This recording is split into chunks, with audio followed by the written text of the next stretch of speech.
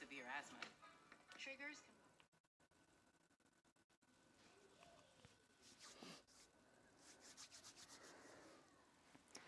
Hi everyone, good evening. So right now is 6:49. It's 4 minutes past my time, but I have to film this angle back with my camera so you guys just kind of see my back. And then over here will be my sewing area. So we will be sewing some Christmas gift. We're gonna make this. This one is not done. Well, I just need to stuff it, but this is such an easy pattern. At the beginning, I was confused with the pattern, but after I finish one, I know how to make this one. So I have not linked this in my description yet, but I think the shop is called Tea Lion Cup or something like that, from Etsy. But I will make sure to do it after the end of the live. Preparing for a live takes a lot of time, so it took me like 20 minutes just to set up this area because I move my camera around. So like normally I would be at the cutting table, but today I already cut most of my, well, kind of. I got this one, like the cat cut, all four of them cut and embroidered the face. I haven't done the panda yet, so I will do the panda tomorrow. I'm gonna make 5 of the cat and then 3 of the panda. So they're super cute little plushie. I use fleece from Joanne. So yeah, if you guys are interested in making like your own little plushie for somebody that loves plushie. And I don't know how this fleece is gonna hold up, but they're kind of inexpensive from Joanne, so I just got them. Oh no, this one I didn't catch the feet all the way. My goodness, I have to go back. I'm gonna go back over here and catch the feet right here. Gosh, I thought I'm just gonna sew it up. I mean, these feet are super, super tiny. That's the reason why they don't get caught when I was sewing all the way around. So make sure to check.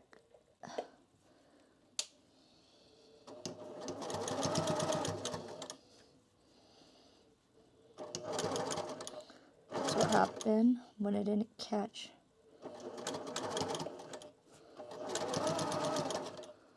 Let me see if this I can catch. I better catch it this time. Yeah, I caught it. Finally. So checking all the feet. It caught all of them except for that one piece.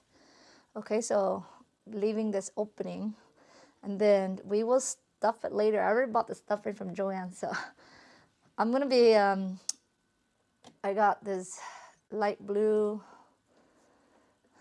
This is how they look. I already cut up everything. So yeah, so that's the face all in border already, and then cut up all of these pieces already. So we'll just be sitting and sewing. Hey Naro. Hey, good evening. Yeah, I know it's pretty late where you're at. It's okay. But thank you for hanging out with me. I'm just gonna be sewing and hanging out with you guys. So glad you're able to make it for a little bit.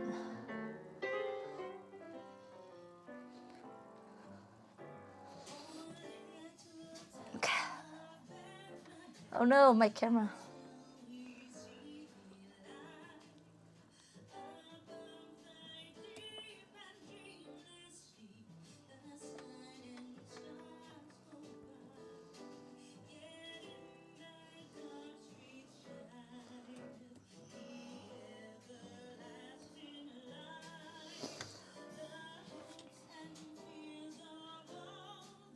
Okay. So, are you guys making anything for Christmas gift? I'm not giving a lot of things to my kids this year. So we're just gonna make them their own plushie. I mean, they're into plushie. We're gonna give these to the teacher, but I'm not sure. Like, I already got my kids their gift, like one of each. But these are for other people. I might save two for them both too, but the rest is going to their teacher and other people that they want to give it to. But I told them I'm probably just gonna make 8 of them. So okay. So I'm gonna do the head first. I need to do the dart, and everything is a 1/4 inch, same allowance. If you pre-cut everything, it'll be easy for you to just sit and sew, okay? Because, and especially these little pieces, like this little, this is the feet, they're super tiny. There's a lot of these little pieces that you have to cut.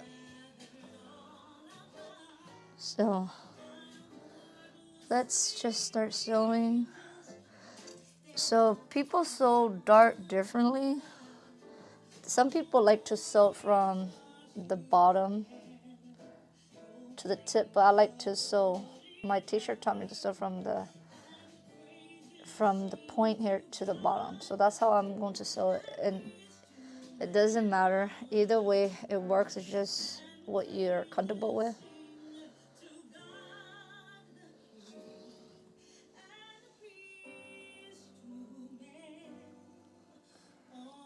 Yeah, they're super. Yeah, this is fleece. This is the. I don't think I would suggest this one. This one is too thick. This is from Joanne. This is their Luxe fleece. I think I will go something like this. This one is thinner.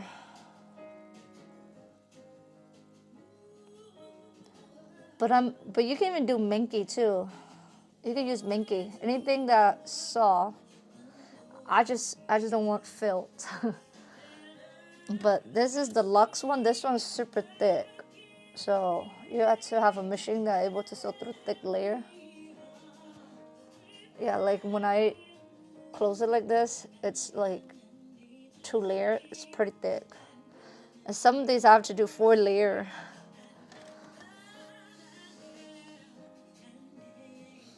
Yeah, but it's super soft. I bought this to make a sweater, but I never made the sweater. So I was like, it's a perfect project. It's a really easy sew now if you want to try it out. This person has a lot of in the hoop plushie too. She has I don't know, she just have a ton. A lot of different character, and she also has in the hoop character too if you want to do in the hoop. I just want to sit and sew, so I didn't do any of the in the hoop one. And plus I think the in the hoop one are not that big too if you don't have a big hoop. So if you can sew, this one is pretty big. This one is about 12-inch long. That's what she said. And a 6-inch tall. So about 1 foot long. So it's pretty big once I stuff it up. But the bigger it is, the more polyfill you have to put in. So that's why the polyfill is not cheap. I bought 5 pound from Joanne, so I don't know if it's gonna fit. It's gonna be enough for all 8. If it's not, then I just whatever fits, because I'm not gonna spend more money than that, more than that. Hey Angela, oh, it's a baby boy. Yeah, I'm gonna have a baby boy, so Klaus gonna have a brother. Thank you for hanging out, Angela. Hey Sarah. So the plushie pattern is from, I think it's Teacup Lion on Etsy, but I will put the information down later because I didn't have time to prepare that. Yeah, Angela, sorry I missed your call this morning. I was working on these things. I was preparing these all day, and I didn't have a chance to reply to you. So if you need to say something or anything, you can just send me a message again on Instagram. Yeah, I was busy this morning, so I was trying to get this done because these needs to be done next week. And then I have to sew a dress for my daughter because I want them to have matching dress for Christmas picture next week.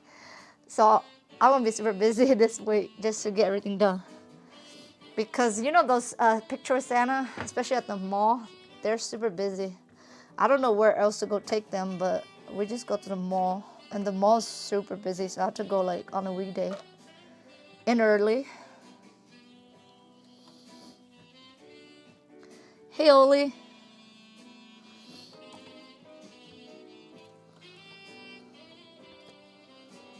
Okay, so let's sew the dart. I need to, let me unplug my phone. I need to make the screen not to lock.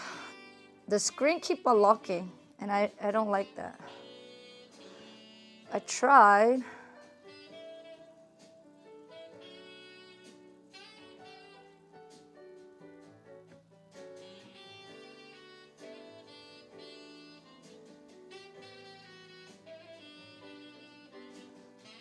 Let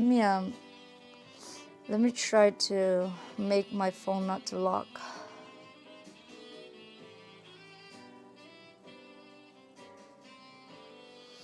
I thought I mean, I'm not sure how to do that.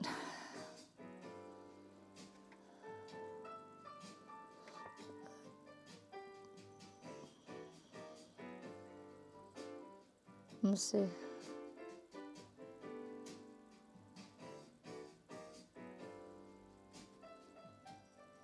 It's on auto lock. I can't.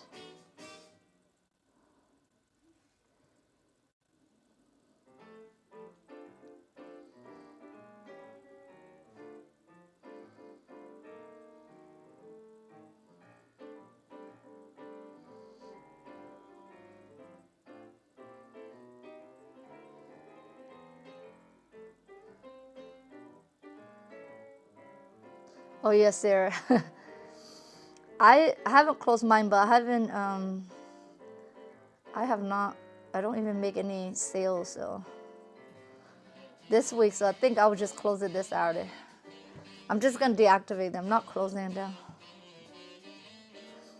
Thank you, Marissa. Yeah, I am going to have a boy, and I only have,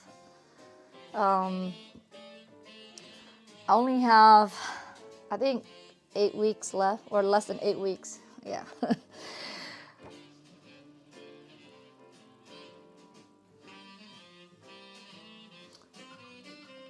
So let me see. I just don't like my phone. I can't. Oh well, I'll just have to. I will just try my best to just unlock it when it's.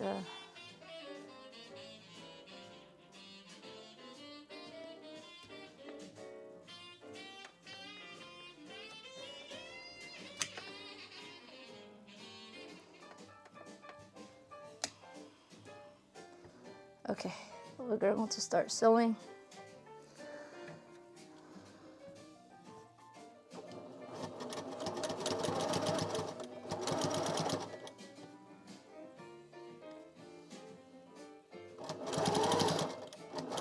Hopefully I finish these 4. I mean, I already prepped them, so hopefully they should be easy to sew and finish. I mean, this is supposed to be a cat, but it doesn't have whiskers, so I don't know. I think it's a kawaii cat. So they purposely didn't add whisker on this one.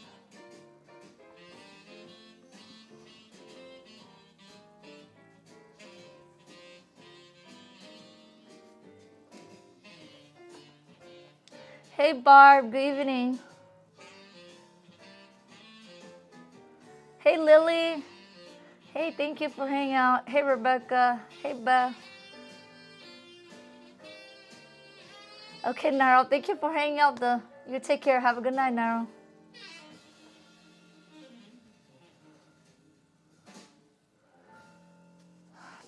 Angela, are you still working or you're already at home? I know, like, man, you have such a big warehouse. That warehouse, like, so huge, and you have all the Melco. That looks so cool. So congratulations, all that hard work pay off, Angela.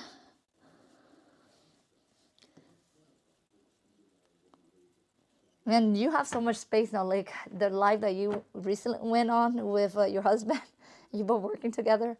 That was a lot of space you guys have. Like at your house. I know it's a little bit. Your house is pretty big too, but just imagine that big warehouse. You have all that space to lay all of your shirt and your merchandise. That was so cool to watch the whole process of you getting the warehouse.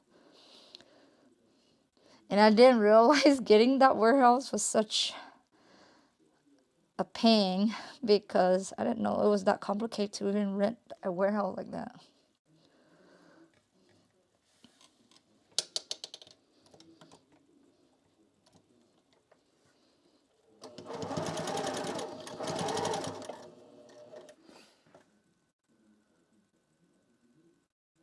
The squishmallows. Yeah. I know, right, Naomi? That's why I decided to. I didn't want to. I didn't want to buy them. Some of them were like $75, especially if you buy at the mall. Like the big one, they could be like $100. But I'm like, nah. You know, at the end of the day, like after a while, they just take up space. So I'm just like, you can make a ton of your own from like cheap fleece from Joanne.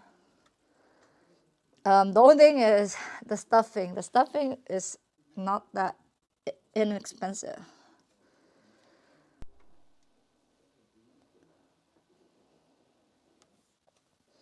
I think that's why they're expensive. So.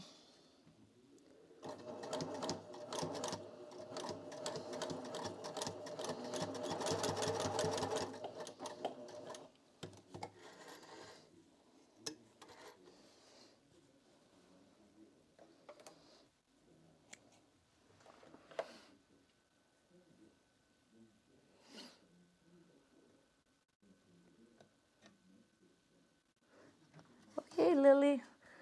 Yeah, that's okay. I know everybody's super busy right now, especially doing gift, sewing stuff, getting order out. And I know I still have a lot to do list before Christmas. And then after Christmas, I still have more to do list because it'll be nearing my due date and I have to do a lot of washing before baby number 4 comes. I don't know. None of you guys do nesting, like just prepare a bunch of things. But with baby number 4, it's like I don't try to prepare as much as I do like number 1. Baby number 1 is the one that you're most concerned because you don't know what you're doing. But I think as you get more, if you have more babies, like you kind of know what is expected. So, but still, like I always do washing and cleaning the house before.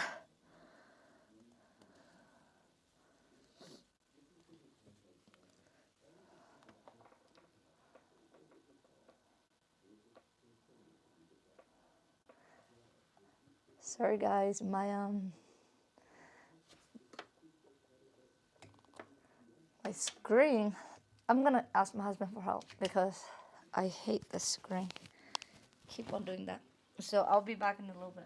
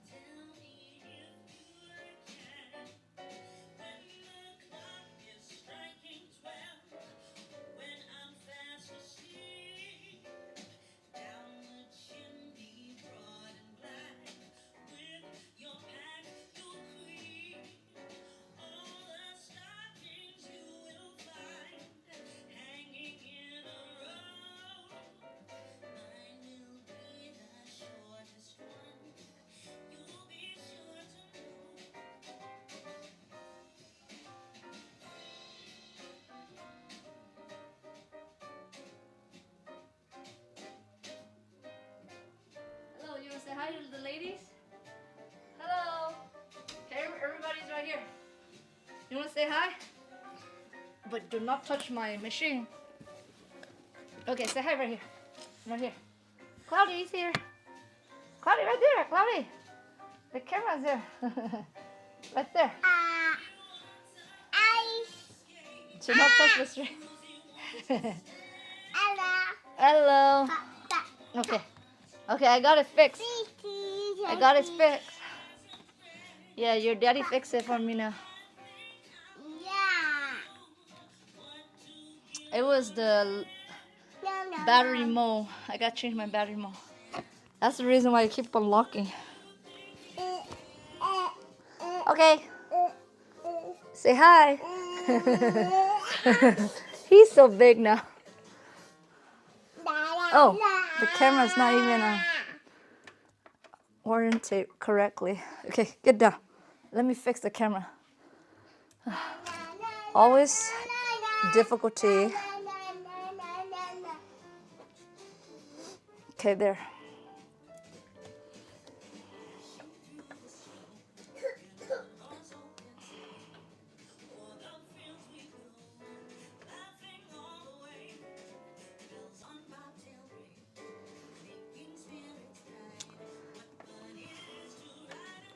There. Sorry guys, I have so much difficulty. Okay. You gotta be careful, okay?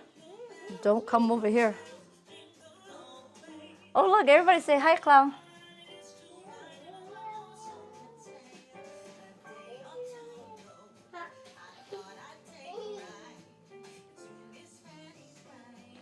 Oh hey, Pauline. Yeah, Oli, yes.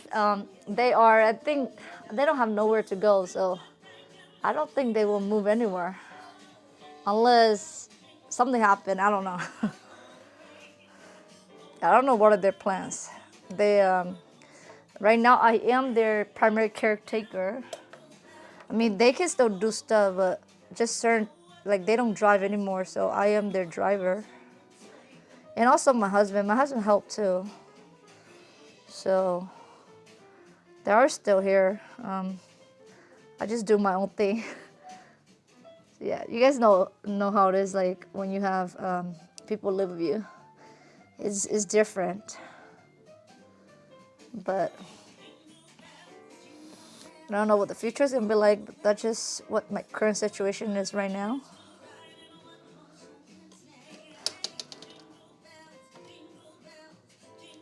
They don't really watch Cloud anyways. Like I watch Cloud. Sometimes you think having an in-law here will help, but it doesn't help that much because they expect me to watch my own kid if I'm home. So yeah, so Cloud's with me all the time.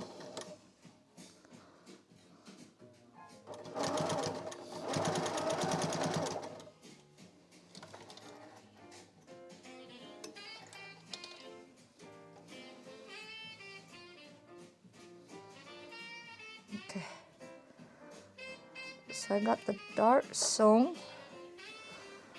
One more dart left on the face. Cloud, you wanna come back over here? Oh gosh, you're playing with my silicone stuff.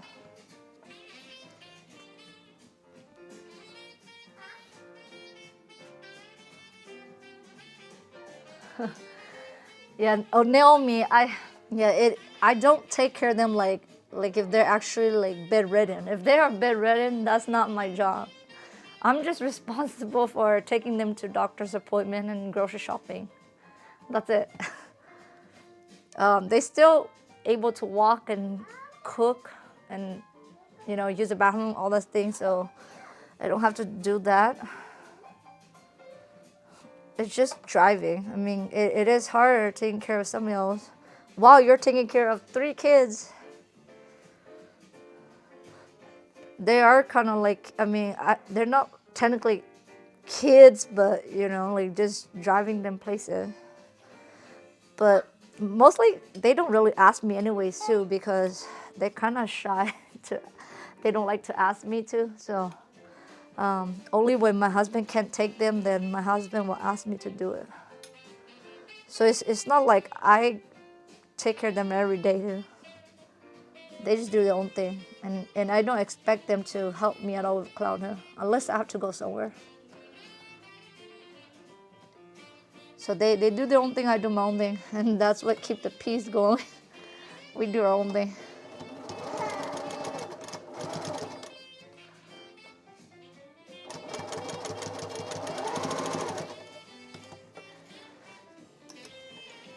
Hey, you want to see? You want to see the little, you want to see the little cat? Kitty cat? Look. Look. Meow. Meow. Meow, meow, meow. It's not done yet. You put on your face. I'm going to show the lady, put on your face. Look, Cloud thing is a mess. Cloud, say meow. Meow. Meow. Meow. Okay, that's it for you. Okay, now we're gonna sew all these little feet. We're sewing all these little feet, tails, ears, and then we'll do the body in a little bit. You could even embroider names across if you want to. I'm not sure who's getting what, so I'm only sure of one cat, but the rest I'm not sure who's getting what, so I am not embroidering names, but if you know who you're giving it to, you want to add, if you have an embroidery machine, you can add their name on the side so they know which plushie is there. The only one that I know is going to Chrysanthemum's auntie is the gray one, so I will embroider her name on the gray one later. But you should embroider before you sew everything up. So the embroidery will be inside. So with these little pieces, the patterns are just using stabilizer or some tissue or whatever. I'm just using scrap piece of stabilizer because they're super tiny and their fleece is a little bit, they move or they'll shift a little bit, so it's good to put it under some stabilizer.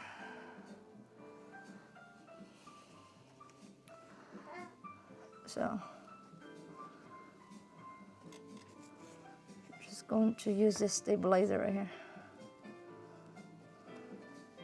So that's how I will use the stabilizer.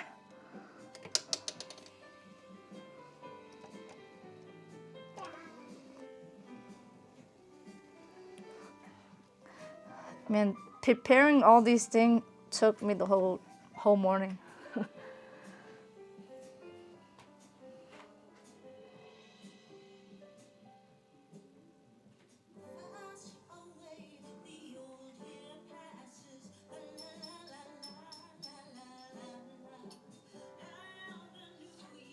Yeah, Barb. Yeah, that's correct. It's like, that's their parents, so I mean, you just help out as much as you can. That's what I do, just to keep the peace.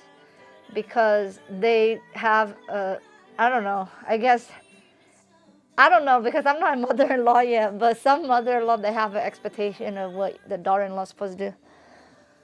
But, you know, this is America. She can't expect much from me. That's just me. Even my mom, she can't expect a lot of things from me now. I would do the best I can, and if I'm available too. Because I tell my husband is like, I have to live my life too. So if she complains or anything, I don't know, it's mostly the woman, you guys. I don't get it. Like my father-in-law, he's pretty relaxed, but I don't know. I just feel like it's the women that are really like opinionated and have all these expectation rules for their daughter-in-law. But my father-in-law, he doesn't care. It's like I told my husband, it's like, it's only the mom, like his mom. And so if his mom has something to say or angry about something I did, then, you know, my husband will take care of that. And yeah, that's his parents, so he'll take care. I'll just help out as much as I can. That's all. But I agree with you, Barb's like, they have to, your husband has to be the one making sure everything's peaceful. Because he understands his mom more. His mom would be more lenient toward him than toward you as a daughter-in-law.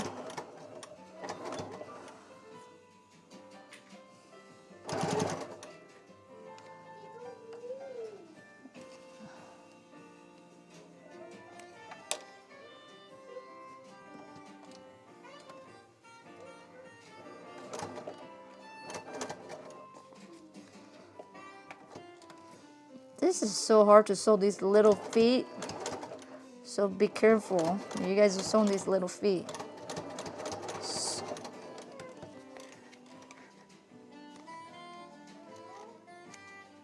This is the feet of the plushie. So I just tear away this stabilizer.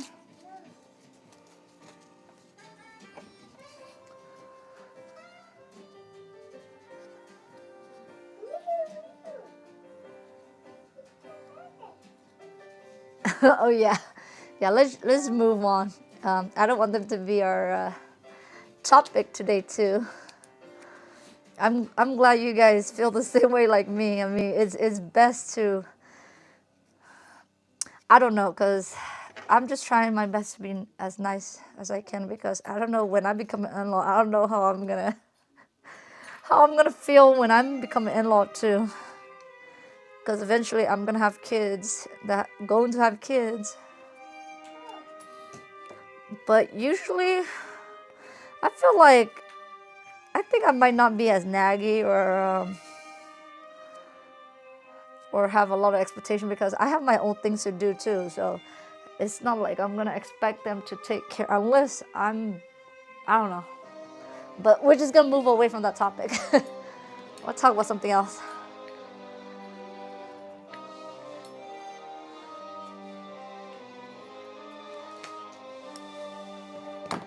Oh, you're playing with my little.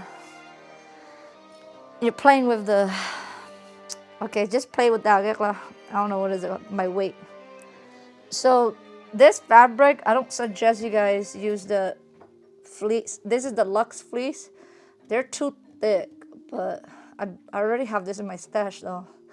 I'm just gonna try to use it up. But yeah, once I sew it like this and I turn inside out, it's really thick. But whatever, I think it'll still work.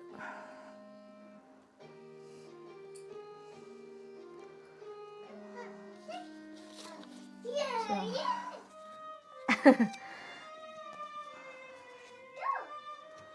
Oh my god. Yeah, you guys see my stomach right here. The baby was moving right here just now.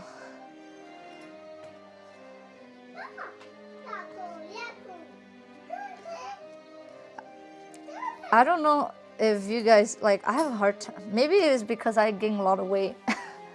A lot of weight this past month. So I have a hard time walking. And I don't really work out during the pregnancy. So I think that's my problem. I used to work out pre-pregnancy, but with this one, I didn't work out that much. I mostly just work on my Etsy most of the time in social media. So I don't know. Hopefully I will be fine. But I did have a hard time walking today. And when I went to Joann to pick up some stuff, people were asking me if I need help, but I didn't want help. I did everything myself. But yeah, I think people are just being really nice at Joann today.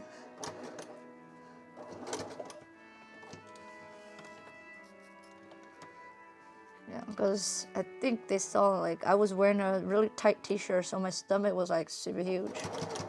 So I think they were just concerned because I was carrying the box of fleece, but I was like, the fleece is not that heavy, so I just carried it out myself.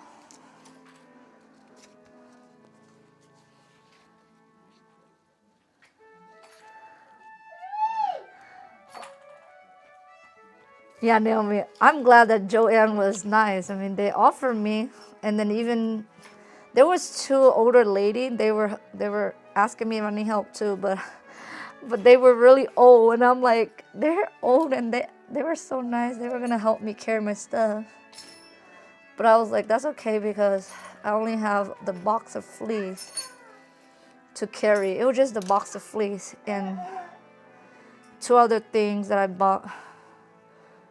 And I didn't have a cart too, so I was just trying to get in and out because I had to leave.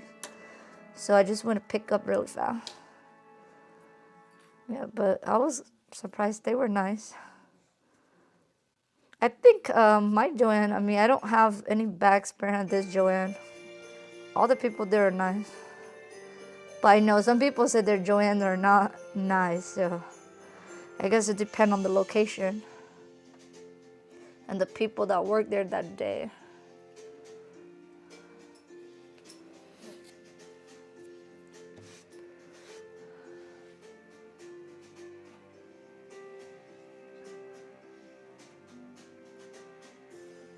No.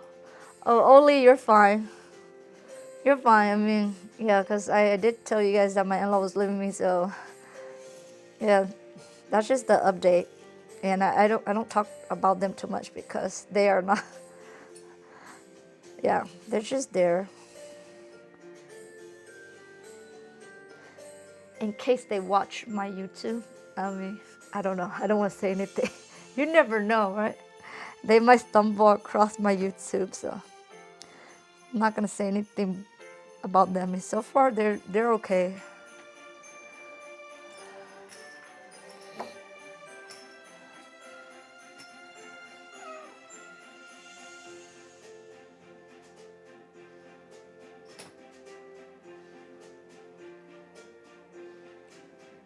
Oh, Barb, that is nice.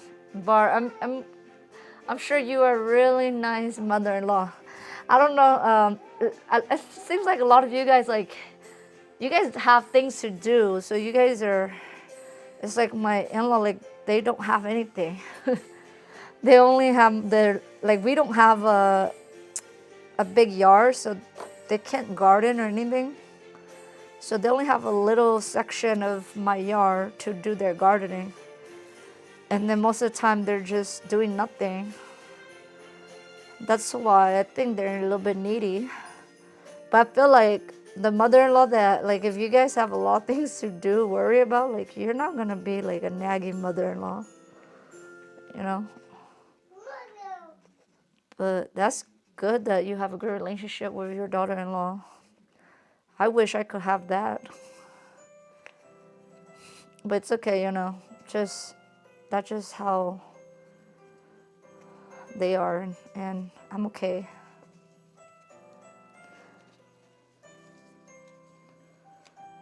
Oh, I hate these little feet. I do not like sewing these little feet.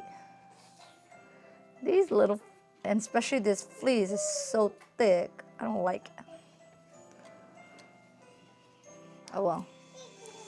Have to do my best. Hey, Cloud. Hi. Hey. Are you playing with my little weights? Cloud, you want to see this? Cloud, look. It's a mask. You want to put on the little kitty mask? Here. Put on the mask. Ah.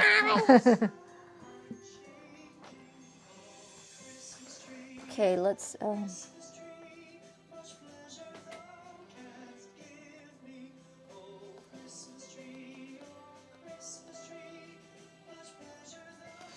Oh, hey, Jazz. Jazz. You guys, if you guys don't know who Jazz is, she's Custom Bella Creation here on YouTube. But check her out. She's been doing live in December Vlogmas. And I was watching her, she do those little market. I love when people show like how they set up their market, what they're selling. Yeah, so check out Jazz.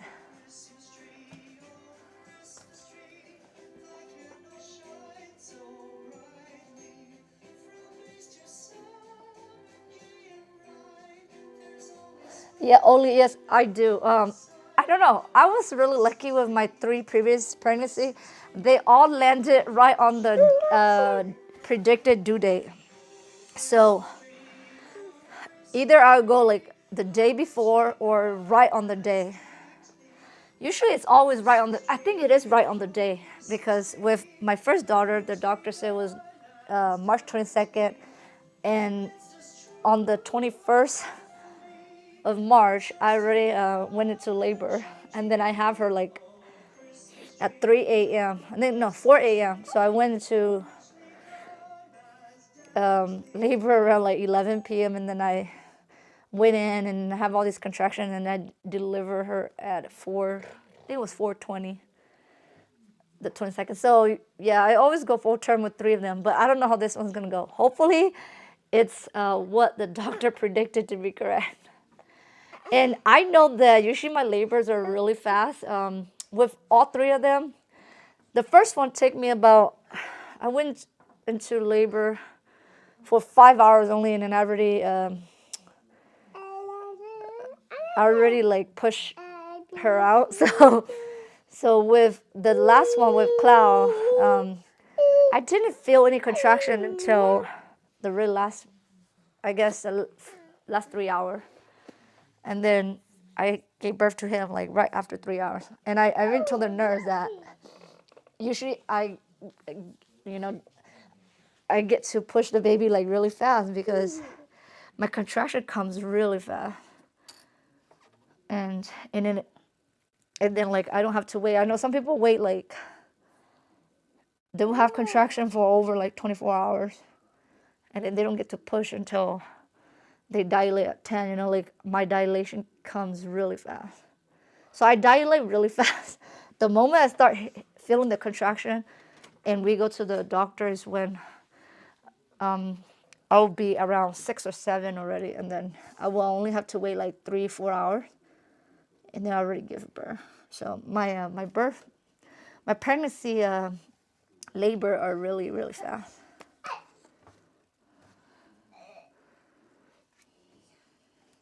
So I hope that this is going to be an easy one too. I'm hoping. But this one I don't exercise, so that's the problem. Like my other one, I exercise. So I don't know. Hopefully, it'll be the same like Cloud.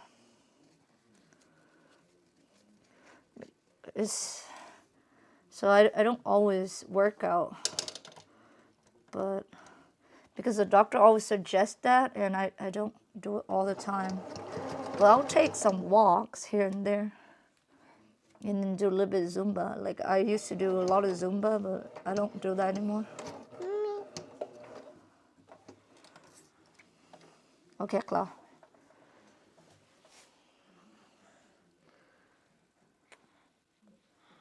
"45 minutes after."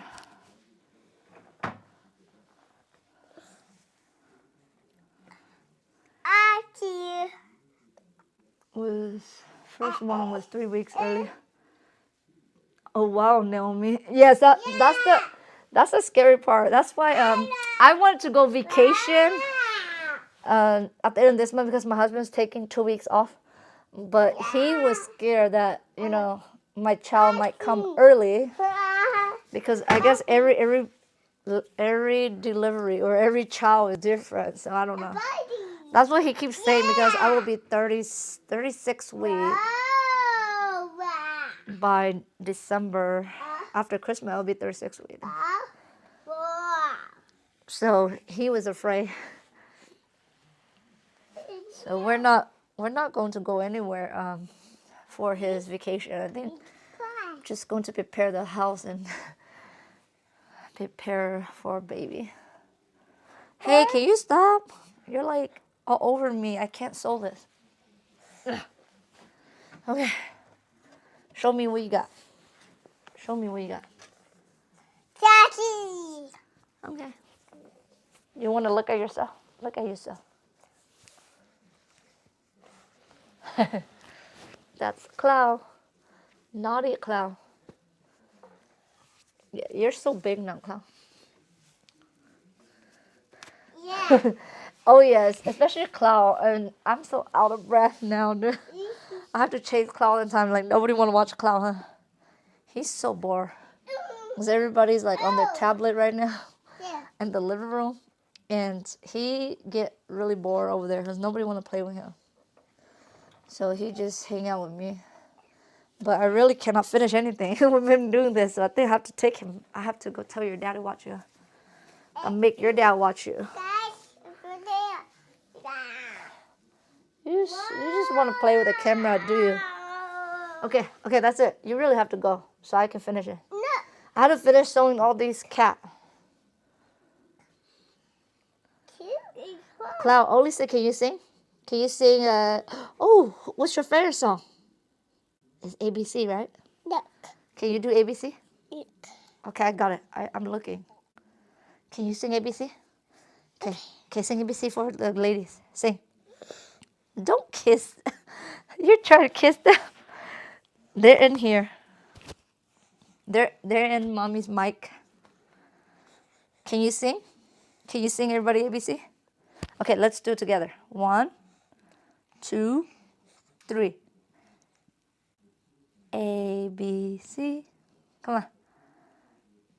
Come on. Are you shy? Yeah, usually, I think Naro and the ladies on Discord know because when Cloud was 1 year old, no, 1 or 2, he don't like to sing from people, but he will sing.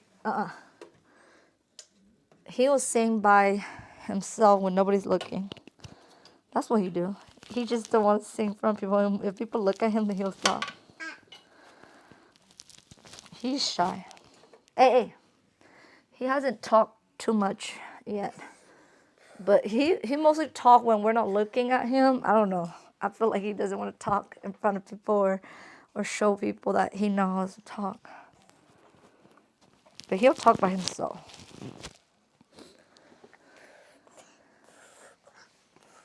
Okay, you really have to go.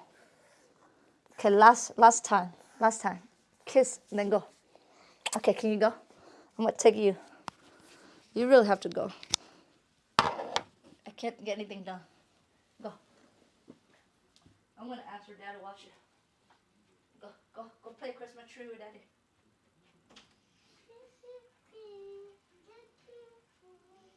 Daddy, can you watch him? He's bothering me, Dad.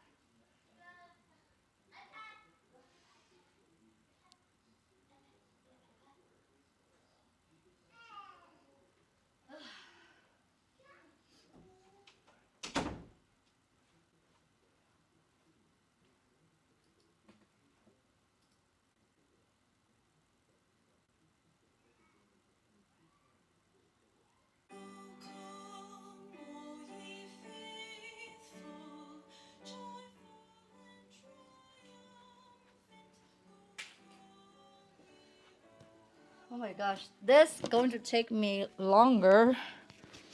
I only have 4 cats to sew and it's gonna take me forever.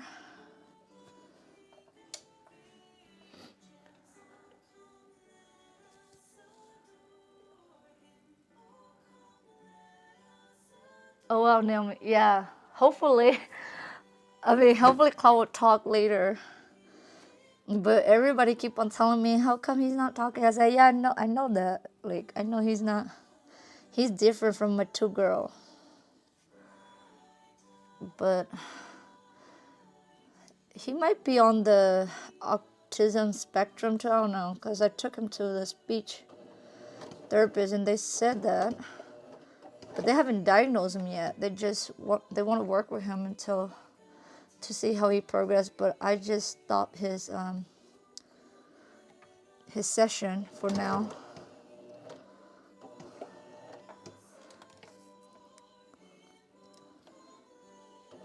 Because he do have a really short attention span too, so.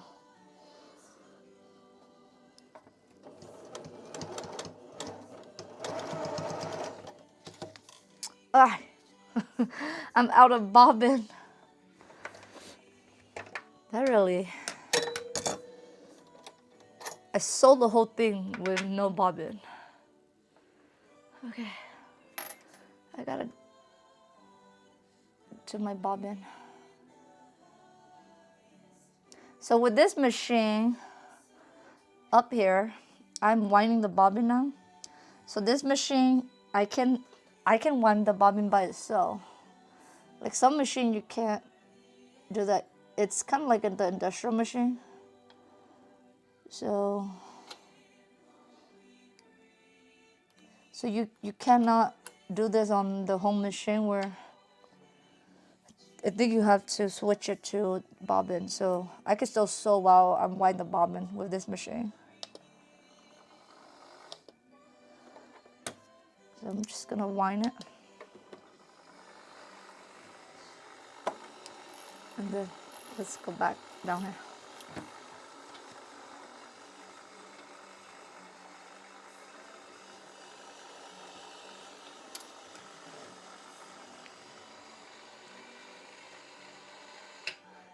He just turned 3, Yvette.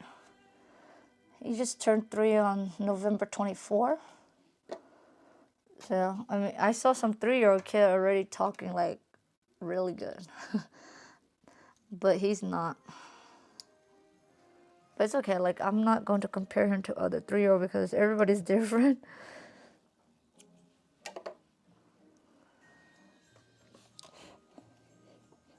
I think I will be concerned when he's 5. If when he's 5 he's not talking, then yeah.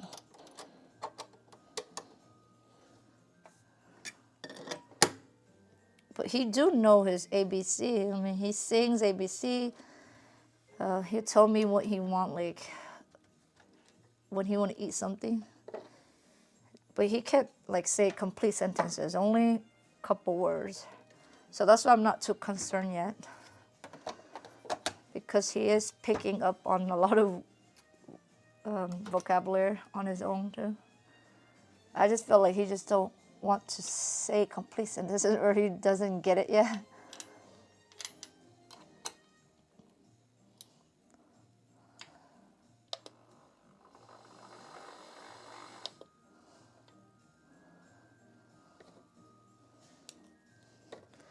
But by next year, if he doesn't speak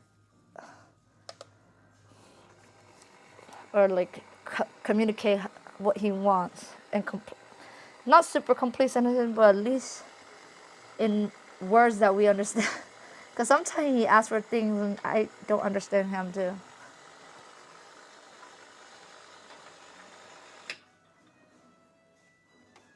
So we'll see, because I really want to put him in preschool next year. So we'll see if he's ready for preschool.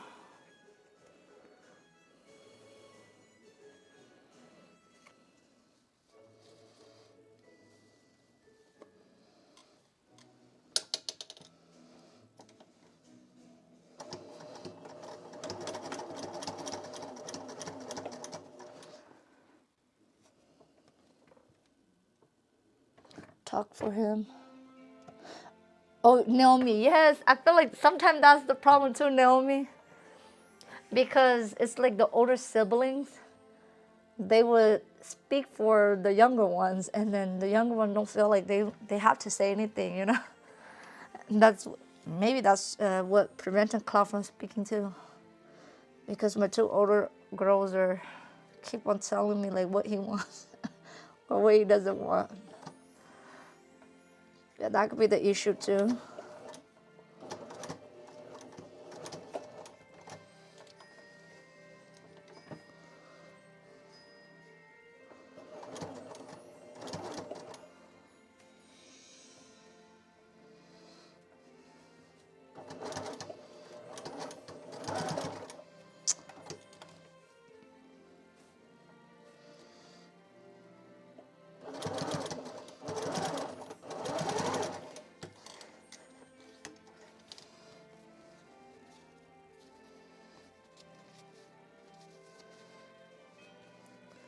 Let me re-sew this. It looked like I didn't sew it correctly.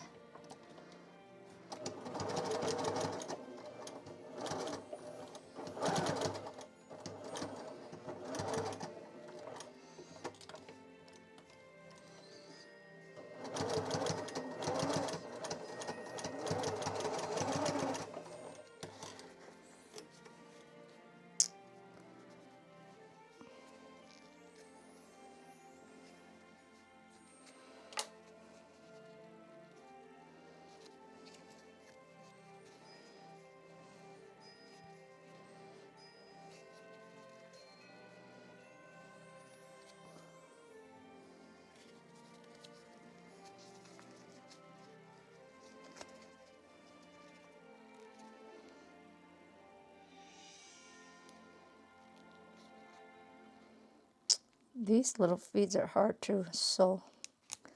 I keep on messing up.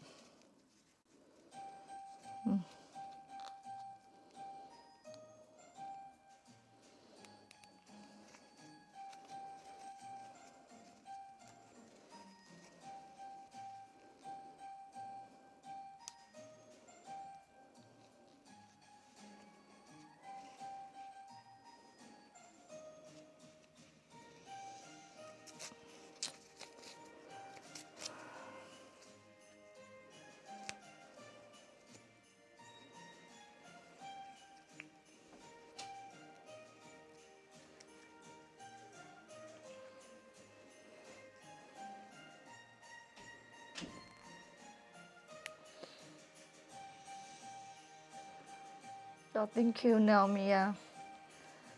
Hopefully. I think he doesn't need to know how to speak well, but he has to be potty trained. They won't take him if he cannot go to the bathroom by him, like if he cannot use the bathroom, because they don't take kids that are still in diaper for preschool. So I just need to get him ready for that. He's really scared of the toilet, so I don't know. We're still working on that. Hopefully he'll be able to use the bathroom by him, like, not fighting with me. Because now he's fighting me to go to the bathroom. He does not want to go to the bathroom. And he's just so comfortable with his diaper. So I need to teach him that. I don't know, because my two girls, they're really different. Like, I did not even potty train them. Well, I teach them about going to the potty, but I didn't train them like how people would train their kids. I don't know, just one day they just decide they don't want to wear a diaper anymore. They just take off the diaper and then they just tell me they want to go bathroom. So I don't know. We'll see how Chloe is. Because my two girls, I did not have to help them too much on the potty.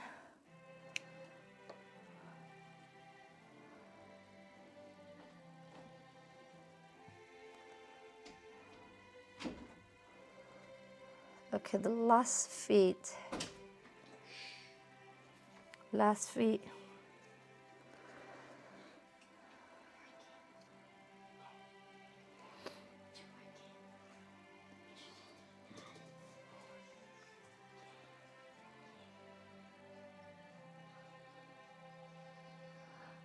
Yeah, Beth, that's how I feel. I don't know. I feel like the girls are easier. This is my first boy, so I don't know. My two girls were so easy. I only teach them that, like, when I start seeing that they start taking their diaper off, I just start taking them to the bathroom, and I just tell them that this is the bathroom. Like, when you don't wear a diaper, this is what you do. I just say that a couple times, and then all of a sudden they kind of get it, and then they just start going to the bathroom. But I only do that when I start seeing they're taking their diaper off. That's kind of like a sign that they don't want to wear diaper anymore. But Cloud hasn't done that. Like, Cloud prefer his diaper. So I don't know. I have not seen Cloud do that, because my two girls, they keep on taking their diaper off, and that's when I noticed that they don't want to wear diaper anymore. Eventually, I have to teach Cloud that, and then give him underwear too, because the underwear it shows him that he needs to stay dry, and if he has to go to the bathroom.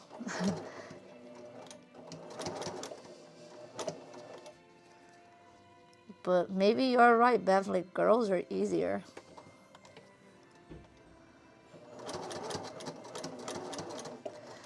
I don't know how. I don't know.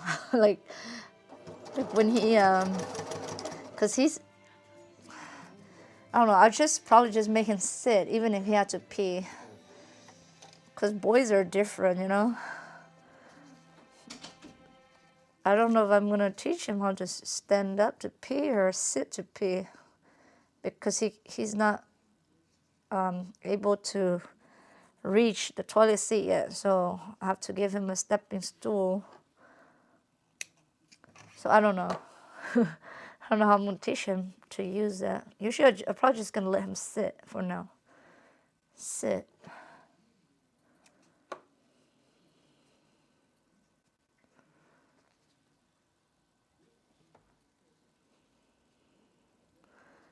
Look at these little feet. My goodness. They're like little finger mittens. Okay, well, I'm glad I'm done with those. Those are a pain to sew. So tiny.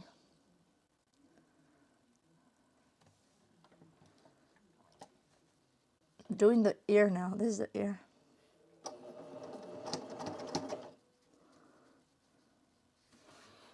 I should pin it in case it moves. I try not to pin too much. I think 2 should do it.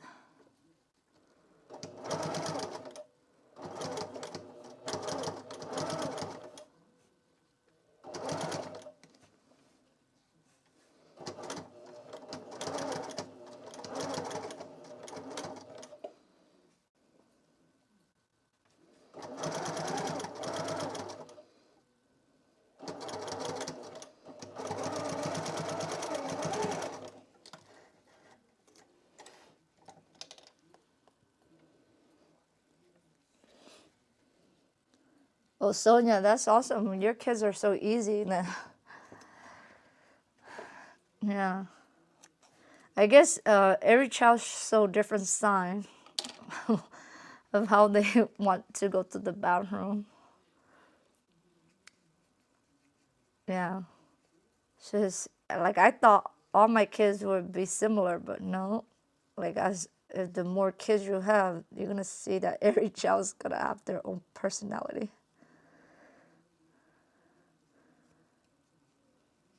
I thought it was going to be easy. I mean, some people said that, you already like have 2, 3 kids, like it should be easy, but no, it's not. It's like every child is just different than the previous child. So I can't expect to have the same experience.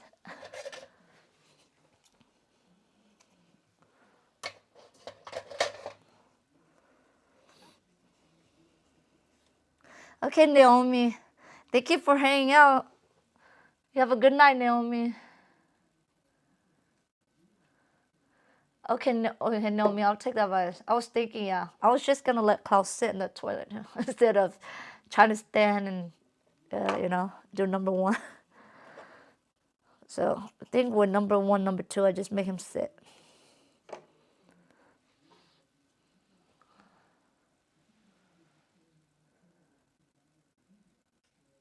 Oh my gosh, Naomi, your son is so smart. 18 months? That's so early. Yeah, well, I'm hoping Klaus will know how to go by next year.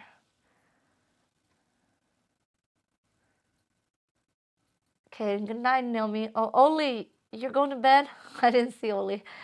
Good night, Oli.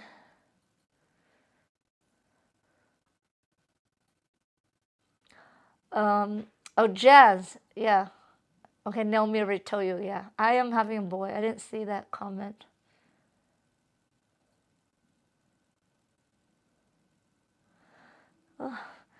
I have the kids' toilet seat, but Cloud just don't like sitting. I don't know. I have it. I still have the one from my first daughter. My first daughter, she don't even like the kids' seat. Like she just go the big toilet seat. But with Cloud, since Cloud's too afraid of falling, I gave him the kids' seat, but he still don't like it. So we'll see how he goes next year.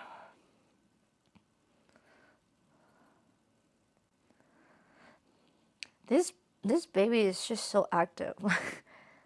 I feel him kick me all day long. Even now he's kicking me so much.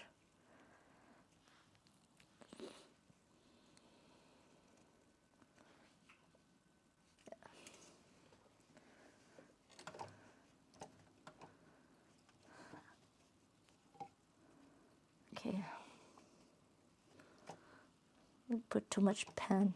I don't need that many pen.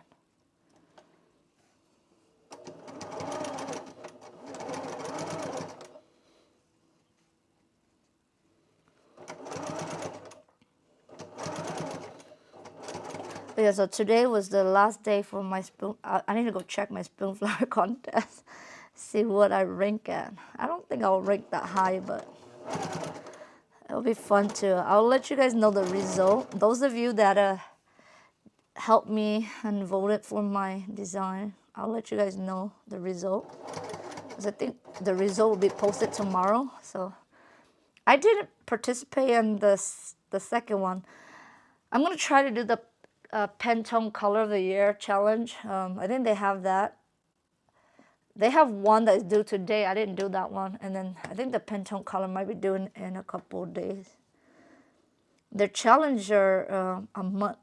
I don't know. Like there's like every 3 weeks they have one or something.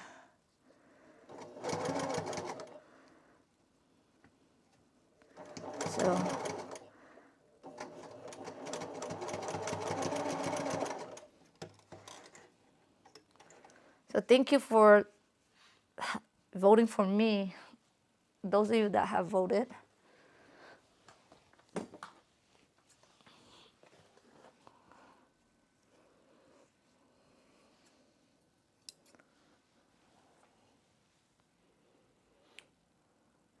Oh, good night, Pauline. Thank you for hanging out. Good night, Naomi.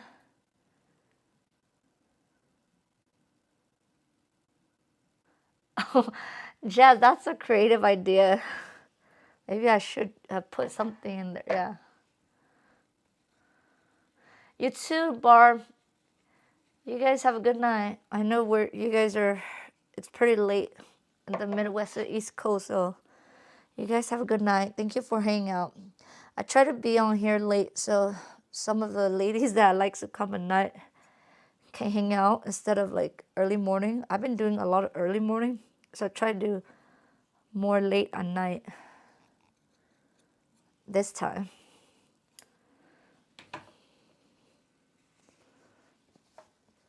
So, but you guys, thank you for hanging out.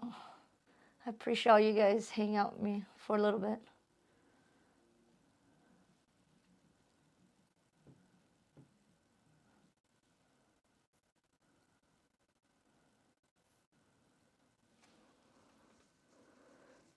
Oh my gosh, I don't even think I can finish all these 3. It's taking forever.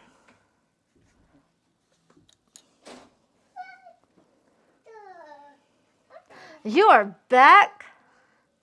You're back? What do you want to show me now? What is that? Yeah, you are a little fox. You want to show everybody? Oh, look at you. Show everybody. You're right there. You want to show Wolfie. Wolfie? You can say Wolfie? Wolfie. Are you a little Wolfie? You know that's not a wolf. That's a fox ear. Wolfie. That's not a Wolfie. Wolfie. That's a fox. Wolfie. Okay. They're the same.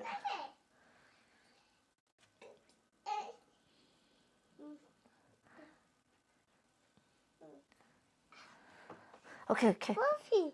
Okay, you want me to try? You want me to be the Wolfie? Okay. Here. Hello, Wolfie.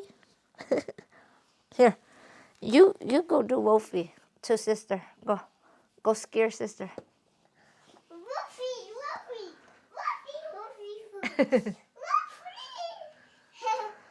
Yeah. Okay. Go put on your daddy. Daddy's over there.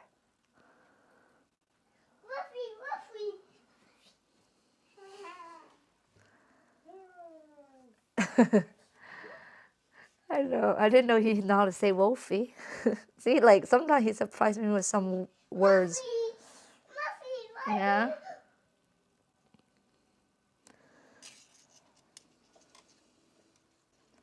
Hey. Your sister don't want to play with you? Why don't you go ask sister to play with you? Where's your sister? Go ask sister. Sister just watching TV. Go ask sister.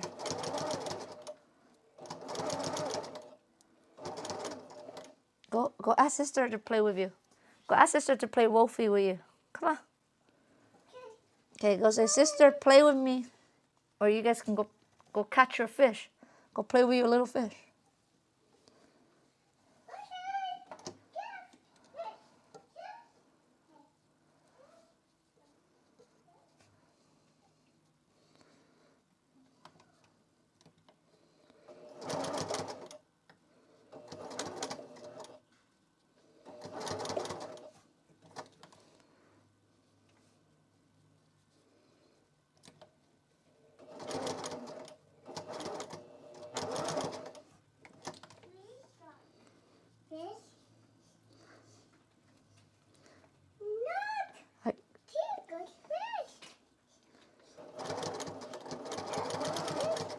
Oh, you got your fish? You want me to play with you? But I'm busy now.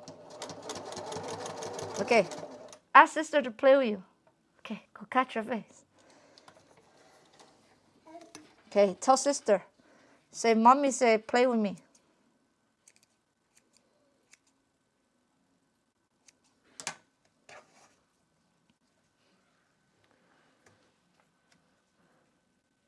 Oh, diamond art painting. That sounds relaxing, Beth.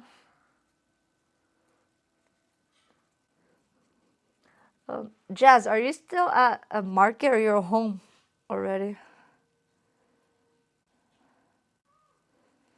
I know I don't have any more work. I try not to.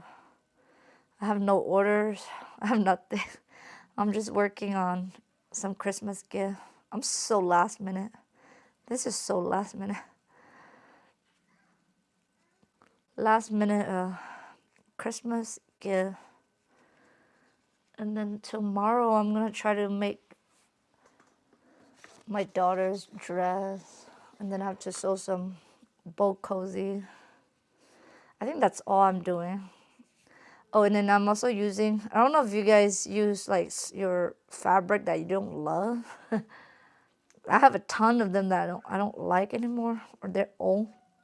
I'm gonna try to use them up for gift bag. I'm gonna sew their own little drawstring bag and stuff these in there. I'll show you guys later when I made the drawstring bag and how I'm going to package. Probably next week or later this week. I'll try to do everything by Friday night. We'll see. If I finish everything by Friday night, then we can do a little session of gift wrapping. So I'll show you guys some of my ideas. Because I want to get everything done before the 25th. I don't want to think about it. Are you guys preparing or already bought all your gift or made all your gift for your kids?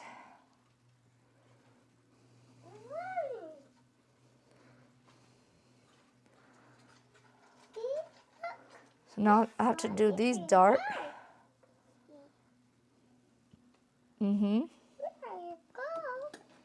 Yeah. Oh, you got your little fish. Okay. Wait, mommy, finish this and I'll play with you, okay? Tell sister to fish with you. Go fishing. Tell sister, say, can you do fishing with me? Go. Okay, put it right here. Put it right here, we'll do it. Turn it on. Turn it on. Is it working? It's broken. You broke it yesterday. You broke your little fishy toy. It's okay. You can just fish without the battery.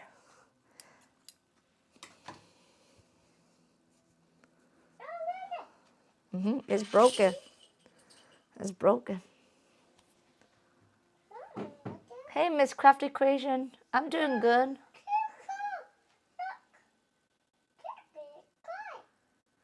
Oh, yeah. I've been going live here and there. It's kind of random. Yeah, I was off for like 4 months, and then I start back in September. But I only do like 1 or 2 live here and there. So this month I'm trying to do as many as I can, since I don't want to edit so much videos. I might do this as a tutorial, like a quick tutorial. We'll see if I have the time to edit this video. But the lives are, I mean, live takes forever, but it's just easier.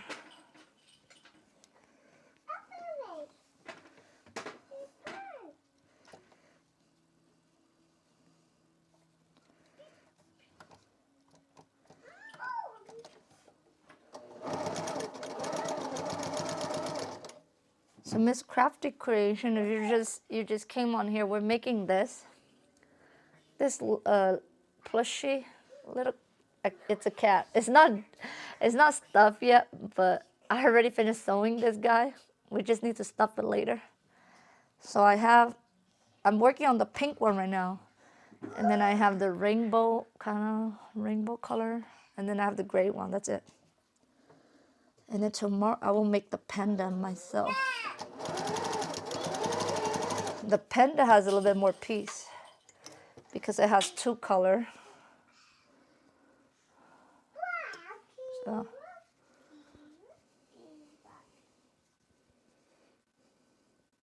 So right now I'm just, this is the dart. So the pattern, I'll show you guys the pattern. So pattern look like this. You see it has these dart. So you need to sew the dart, and the dart makes it like 3-dimensional once you sew it. This is the body. So I'm working on the body right now.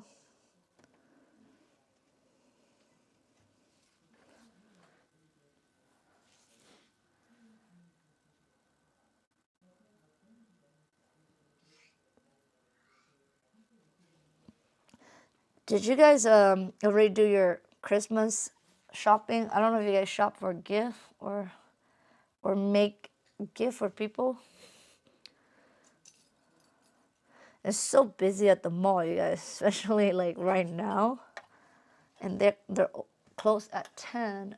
They still, well, since it's only 8 o'clock over here, our mall's still open. Since it's the holiday, they close at 10 o'clock.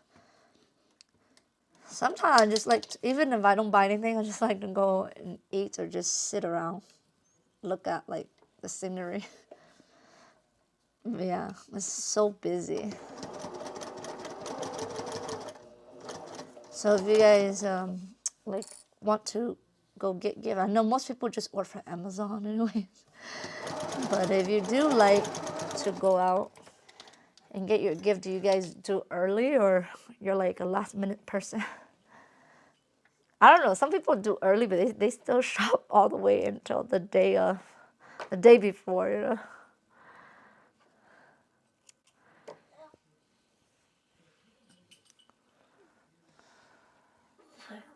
Hey, what's wrong? What's wrong, Clown? Yeah.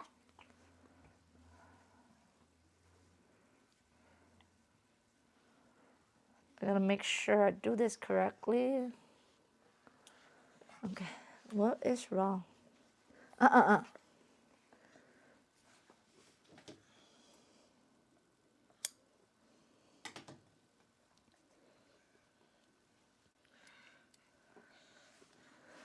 Yep.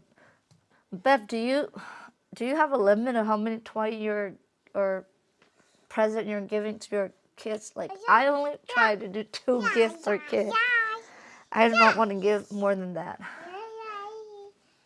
Before, I only have my 2 girls. I always overdo things.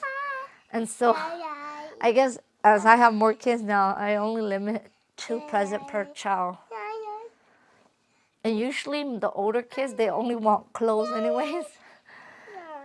They don't want clothes, they want like, or plushie toys. I don't know, they just like these soft toys. But I told them, you know, I can sew, so I don't have to get them. They were gonna try to buy a bunch of them at the store last weekend when we went to the mall. But I told them they only get to get one, and then whatever they want, we had to make it. Because, you know, I know how to sew. So, and I haven't bought a machine, so I told them we can make some. and we don't have to buy everything. Hey, hey.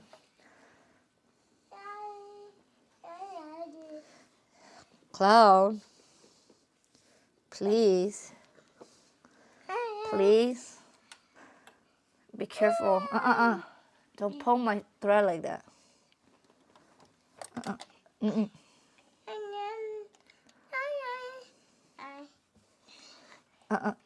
Don't do that.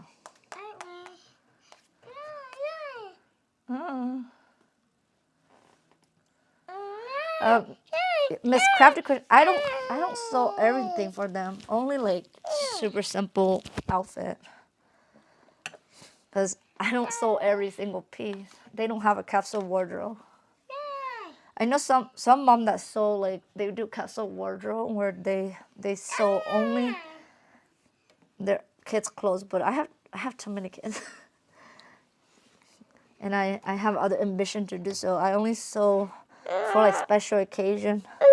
So later this week, I'll come on live to show you guys the dress. I use a free pattern from Sweet Red Poppy. I will share with you guys. It's just really easy knit dress. Especially I love knit. If you guys want to make like outfits for your kids, I suggest learning how to use a serger and use knit fabric because knit outfits are super fast to make. Well, it depends on the complexity of the outfit too. But they are faster than woven. Because woven fabric, you got to figure out like the closure, and knit, since it's stretchy, there's no closure. So it'll be faster to sew and finish the garment.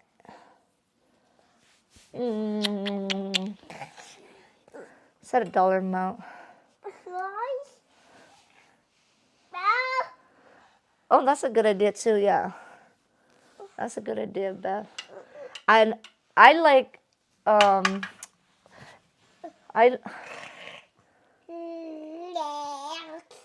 I like that the oldest, you bought an experience for the oldest. Like, I prefer tickets to, like, some kind of event. Because I don't like a lot of toys anyways. I know a lot of parents buy toys for the kids, but I prefer experience. But, you know, they just want something to open, so I'll just buy, like, clothes or just one toy that they really want, that's it. And then if they want to go somewhere, I prefer to buy them ticket to like a movie or ice skating or something like that.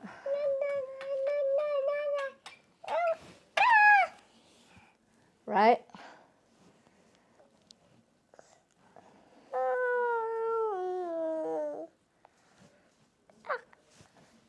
Yeah, I agree, Yvette. Yeah, Yvette, do you sew clothes for your kids too? It's hard to, I mean, for your own kids, it's like I only make when I have the time or a special occasion. But other than that, I don't sew everything. Okay, Cla, can you go play with the fishy? Careful, okay? Careful.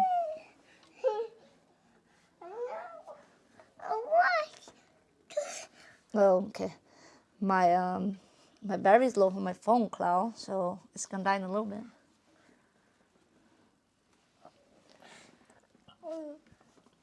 Yeah, I know. This is my cell phone. My cell phone, it's low battery. So if that one dies, then I'll just leave this. The tripod is pretty big.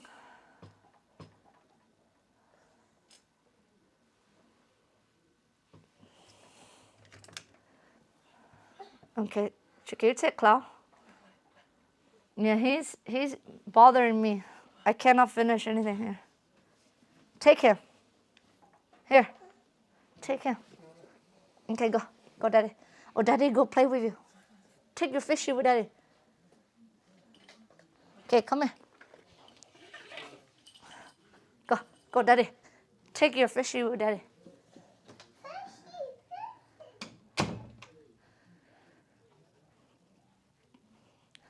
Yeah, the other camera, the thing is dead, so I have to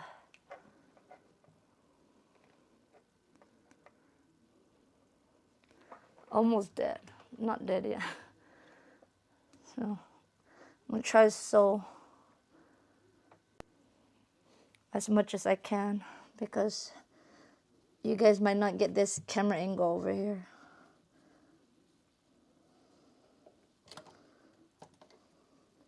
Yeah, I have to, this one has to face the back because my bedroom's over there. Said I didn't want to put it in my face like this. And the tripod's real big, so I have to put it behind me because there's no space over here.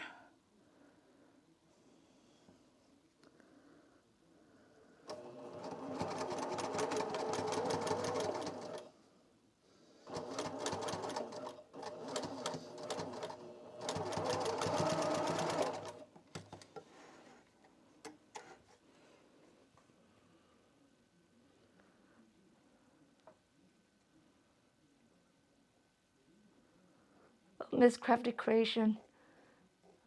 Yeah. Oh, you have a combo embroidery and sewing machine. I used to have one of those, but I'm so lazy changing them back and forth. So I prefer just getting like a separate sewing machine. So this is this one is a Singer.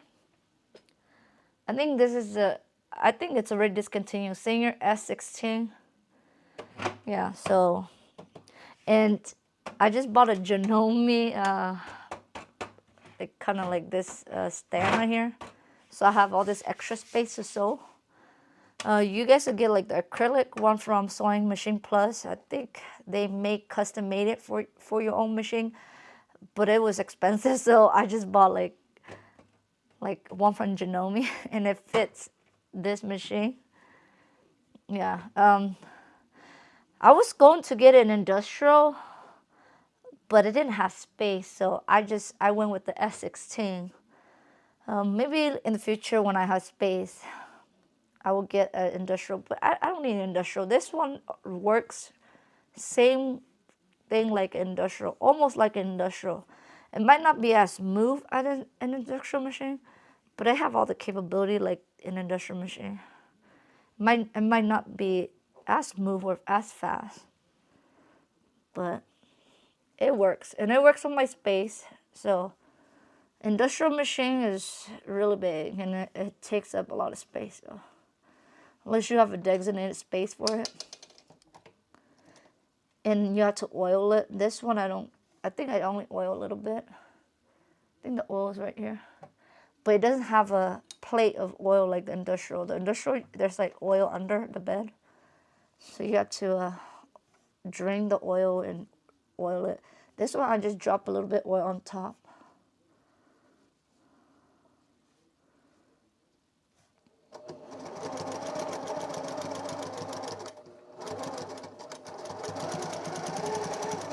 Yeah, I'm not planning to like mass sew outfits or whatever. So this worked for me. Those of you that sew for a living and sew for other, and you guys sew like a lot of stuff a day, then yeah, an industrial machine makes sense. But just a hobbyist or sewing for yourself, I think unless you have the space and money, then yeah, you could indulge, but I'm okay with this.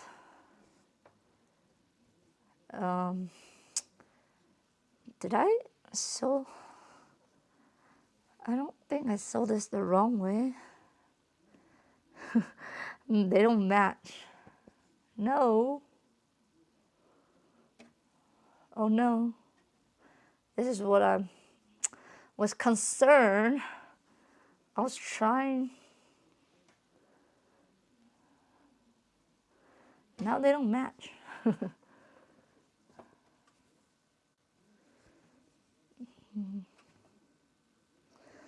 This is the problem with, oh, I think this is the wrong, I sewed this one the wrong way, okay. This is the wrong one. Darn. Yeah, because this fabric has like a wrong. They look so similar. You have to be really careful. So I messed up on this one. I sewed the dart the wrong way. That's why they didn't match up. Because I sewed the dart the wrong way. I'm just gonna tear it apart and correct this dart. I'm not like a professional sewer or a fast sewer, but I know how to sew. I know how to repattern. Just not super fast, and especially like a new pattern like this. After a couple times, then I'll understand how to do it.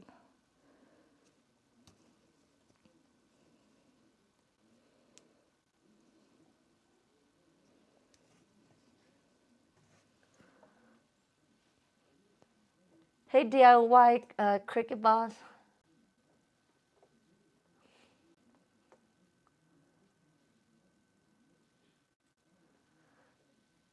Yvette, you sew. Yeah, I saw you on TikTok. You don't have industrial too. But yeah, you should get one later. I mean, you're sewing a lot of stuff for people. It will speed up. But I mean, all your home machine can basically sew all that. So you might not even need to upgrade, but you know, maybe like later if you have the space. Yeah, I do agree that it takes a lot of space. And I don't know if it takes a lot of like electricity power too, because it's an industrial machine. So I don't know. Maybe when I have a commercial space, because I do want to get to a commercial space, but that probably like later, probably 10 years from now. So I'm not gonna think about it, but I mean, the industrial machine will always be there. All this stuff will always be there. I mean, they're never gonna go out of business. So I can get one brand new 10 years later when I have the space. But for now, this works for me, and I like it. I like this machine. So I went from the really cheap $99 sewing machine from Walmart. It broke down to this one, and then from this one I went to Bernina, because this one cannot do buttonhole, and so since that my phone died, so you guys will only see me from this angle now. So yeah, the phone just died. I'm gonna charge my phone. I didn't charge my phone before I came on live, that's why the battery is dead.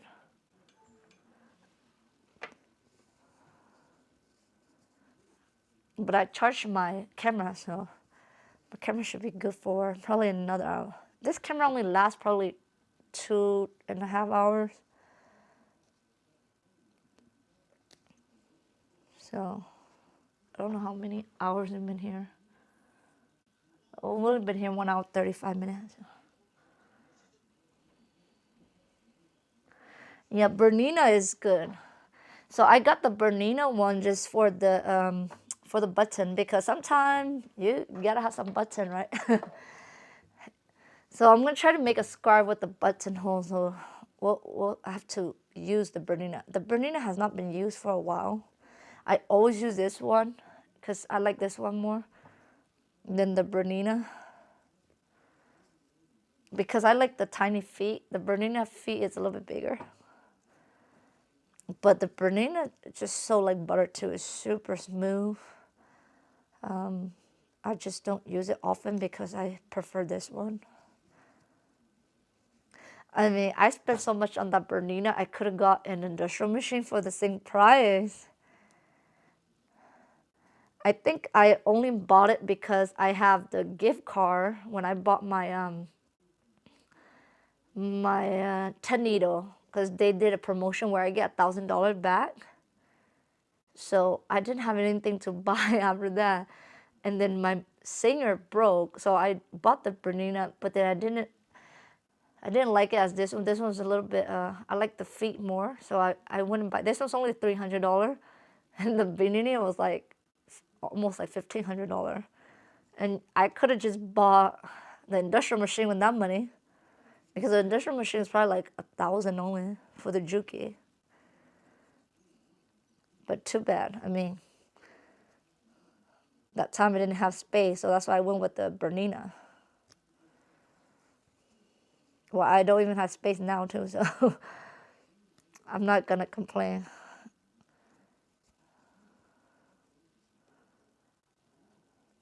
Plus, it's super heavy, so unless you have like a permanent space for it, I don't want to buy it because of I change my spot all the time. I move my machine all the time. That's why I went with this for easy transport and moving. If I have to switch up my space, I change my mind all the time how I place my machine. So it don't make sense for me to get an industrial because for me to get industrial, I have to have a permanent place for it because it's super heavy. I don't even know if it have wheels.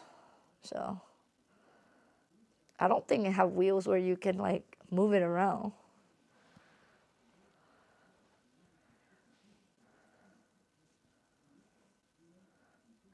Right, you bet, yes. A Bernina is expensive.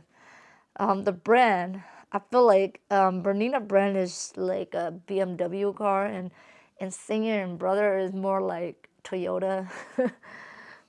So they're like a little bit like they're high-end luxury, Bernina. Even they're not industrial, like they're not the industrial machine, but they are.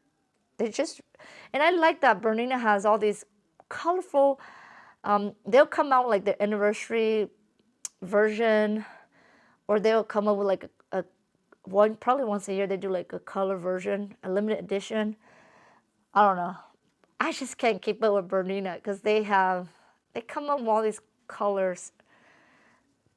And it looked really pretty though. I really like all the color and pattern they have.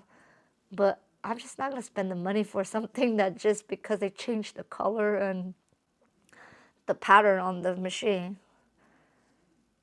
Yeah, I don't have that kind of money to like keep on upgrading or changing. I mean, I know people will take in and trade their machine, but then you know you don't get the full value of it. And I don't want to upgrade them because it still work like any other machine. So, do you guys do that? Like upgrade your machine when a new machine come out? I don't try to do that because they always come out with new things all the time. So I don't have the money to keep doing that. I don't know. I mean, I think some people might do that, like because they want to try like the latest machine out there. Just kind of like those tech people, they always try to get like the latest tech. But yeah, don't have that kind of money to keep on doing that. Right, you bet. That's how I see it because BMW, I mean, it just function like Toyota. It's just that it's a brand name. And I feel like Bernina is like that too. Because it's a machine. It works just like any other machine. It just feel like it's luxurious or something.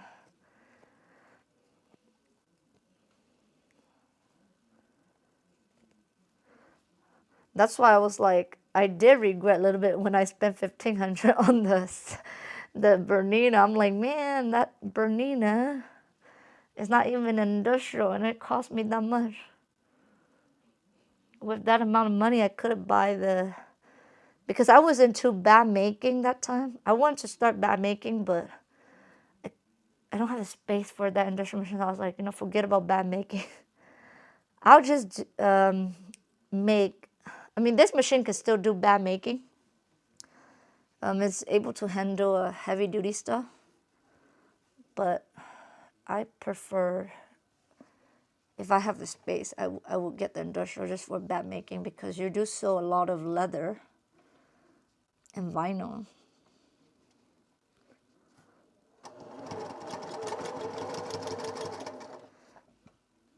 But yeah, that's okay.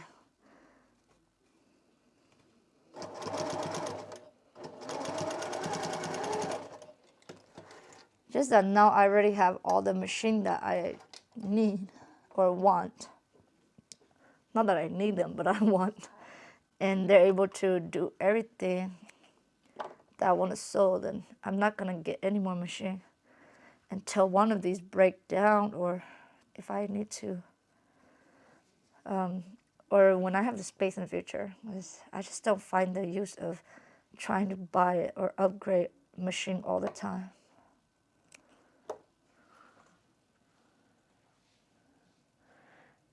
Yeah, I agree that, because you don't get the full value back, just whatever they appraise it for that time, and then you still have to put in money to buy the new one. So if I trade in my like this embroidery machine over here for the new embroider, I don't think they will give me the 10 grand that I put into it. You know, they're probably just gonna give me like 6 grand toward the new one, and then I have to cover like the other like 6 grand or 7 grand. I'm like, no way, not gonna do that. It still works, and only if you have a business and your business is doing well and you can afford that, I think it's okay. But for those of us that don't have like a business,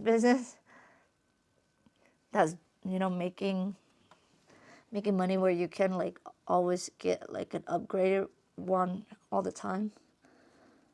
I can't, unless this business is doing really well, then, and I need the machine, then yeah. But we're more like hobbyists, small business, where I haven't grown that big yet, so can't afford that yet.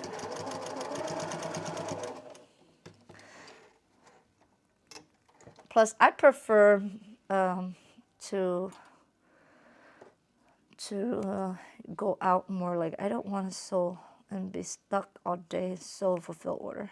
So that's kind of my whole thinking. I try to do alteration, and oh my gosh, I feel for those ladies. They sit in I mean, I know they enjoy it, but I just can't sit in there. Did I sew it wrong again? No. No way, no way, no way, no way. Yep, I did it again. What is wrong with me? I thought that was the right way. Oh my goodness, guys. I really messing this up. Okay, I'm gonna move on this one. I will fix this one tomorrow. I'm gonna move on. So I'm going to sew this rainbow kitty next. I'm gonna do this. I will fix that dart tomorrow. I'm just not getting it. I keep on doing the wrong way. I thought so we'll just do this feet. We'll move on to the next cat and its body parts.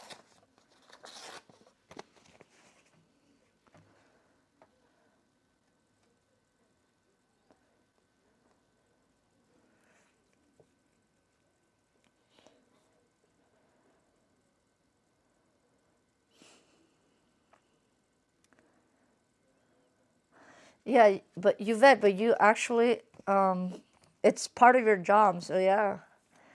I think it makes sense for you and your business, because you do so as a career or a job, so it makes sense. But for people like me, like I don't I don't sell this for my business though. I just feel like I don't need that anymore. So I have not even bought anything new since 2017. All this, I probably bought everything in 2017 to 2019. And ever since 2019, I have not bought anything. Like machine-wise. I just bought materials, but not machine.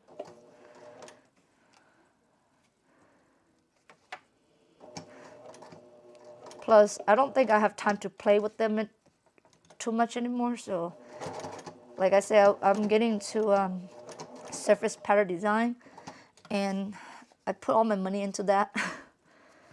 So I'm not concentrating on sewing or embroidering too much. So I invested a lot of my money back into surface pattern design because that's where I'm heading toward, pushing my business toward that niche.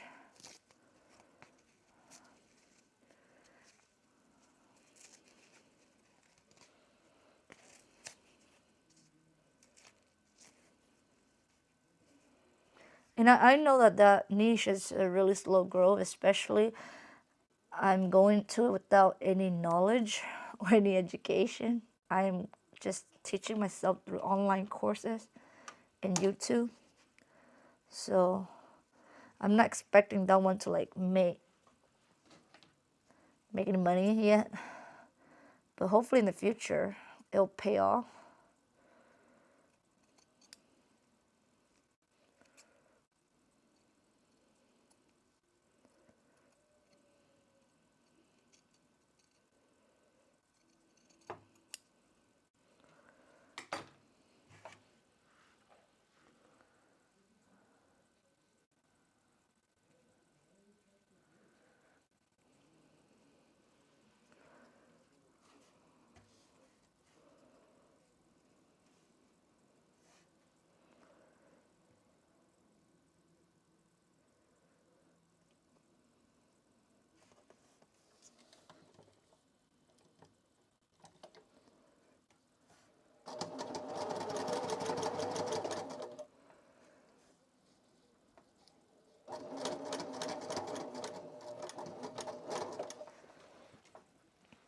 I feel like you guys don't get to see.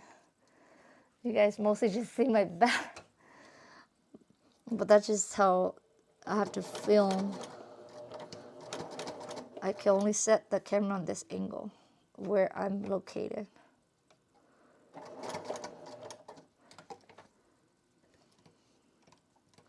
I might have to go back to my old room because I don't like that I cannot film certain part because this is my bedroom. My husband doesn't like me filming like my whole bedroom where I sleep.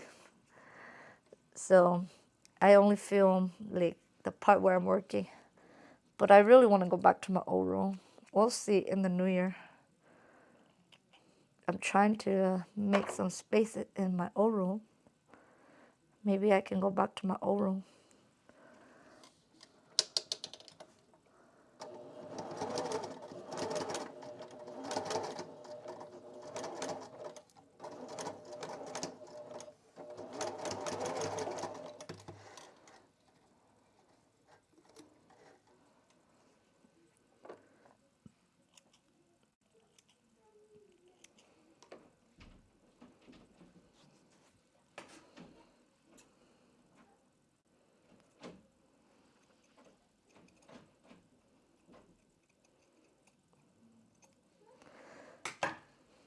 You know, I can't wait if I might come live to wrap all these plushie once I'm done. I'm gonna show that with you guys. I'm gonna line them up and then we're gonna wrap all of them. But I have to finish them first. I think the fun part would be wrapping them. Do you guys enjoy gift wrapping? I love gift wrapping.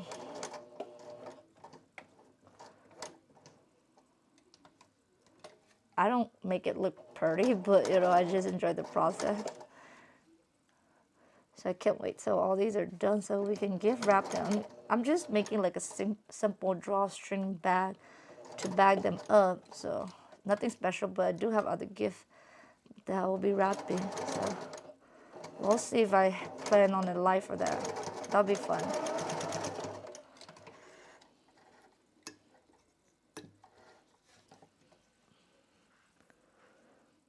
Okay. No, my music is dead now. It's just so quiet, especially now clouds outside, out in the living room. So it's quiet, really quiet in here.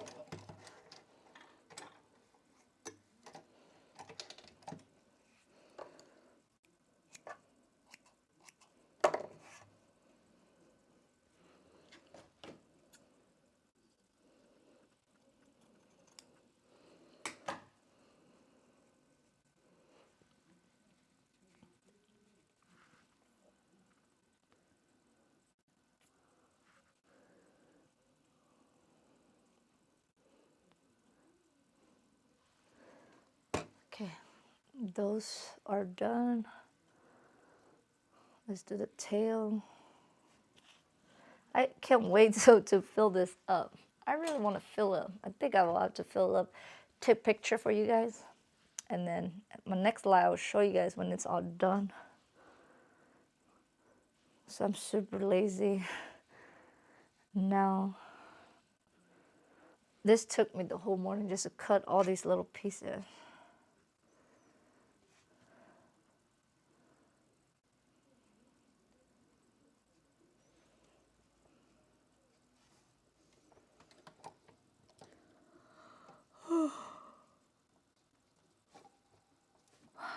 I'm already yawning, getting tired. The thing is, when I'm on here, I don't get to play my music or my podcast. Usually I will listen to a podcast for motivation. But since I'm live, I can only put on royalty-free music for you guys from the YouTube library, and their music is not that great. It's decent.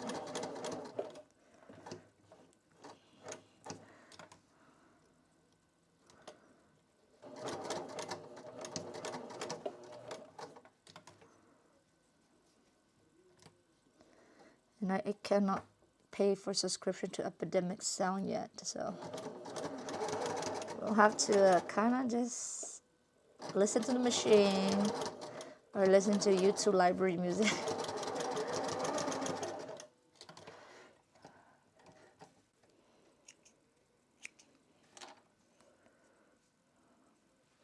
Since this is not like clothing, I did like the seam are not as perfect as I want it to be. It's just a plushie, so I'm okay. It's a little bit wonky.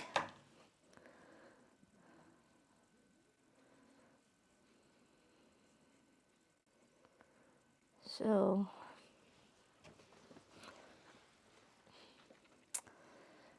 where's my little turner right here?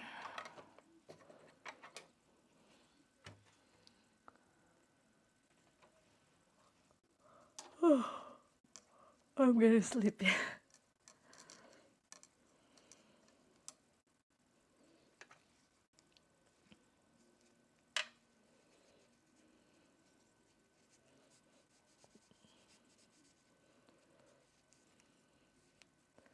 Okay, I got the tail done.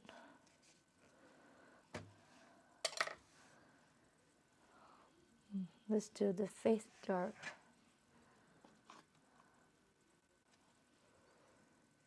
So the face, we're going to do the dark.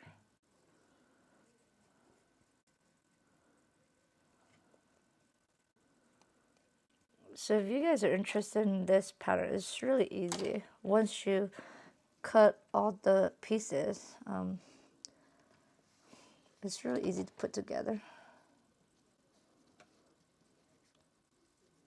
I don't think it's like super beginner because you have to know how to sew dart. Probably the confident beginner.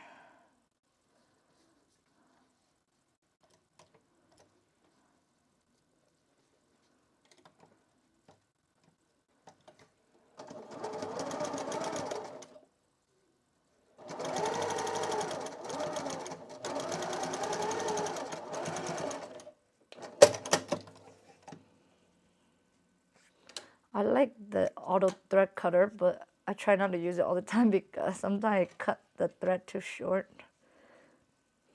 So, but I think it should be okay using it this time.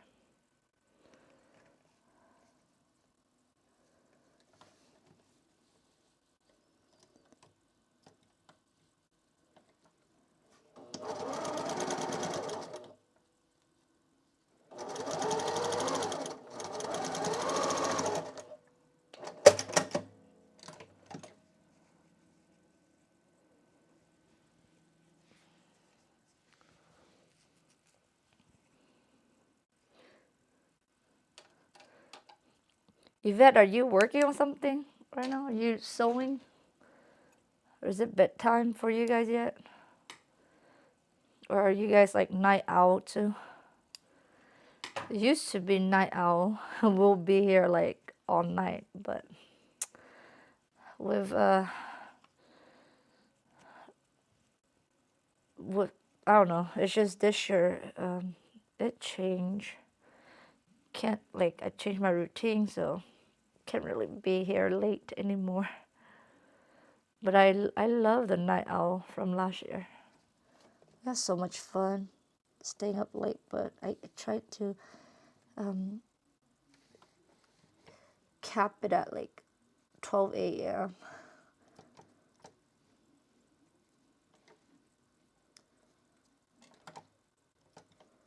Because last year when we did that, I would sleep too much in the day. So need to change the routine a little bit.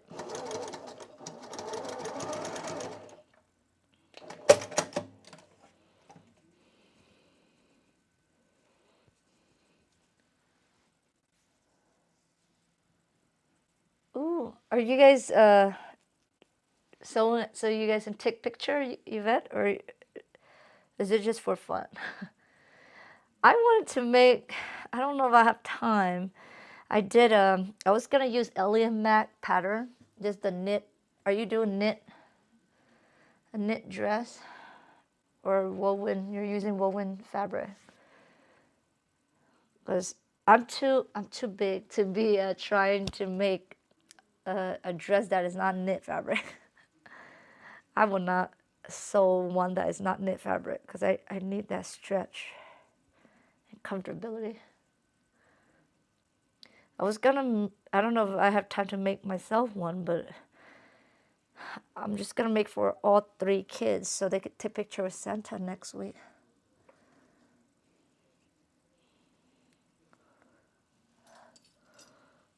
But if I have time, I'll try to match with my daughter. But if I don't, then I will just make it for them. I want to get the projector because I'm sick of piecing my pattern. It took me forever just to piece the pattern for my daughter's dress I'm going to be making later this week.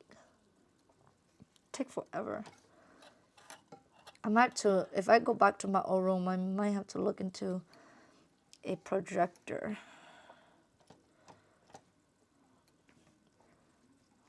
So I'm so tired of taping. Like, you could have just cut all of your pieces already by the time you print and piece everything together.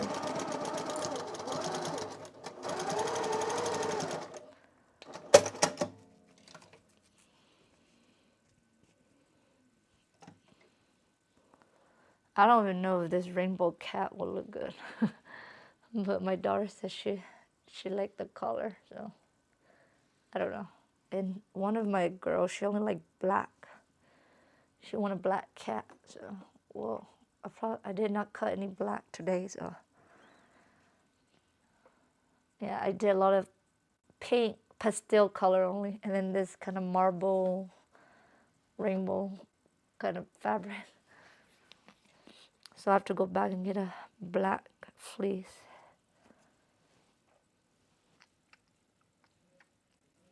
Oh yeah, are you in the group? Maybe it is a little bit complicated. It does look complicated because um, you have to make sure you are projecting the right size and setting up correctly. Yeah, I mean it is kind of annoying too if it's not correct and you cut the wrong pattern. Yeah, that's pretty bad. But I'm just so annoying by piecing things together too.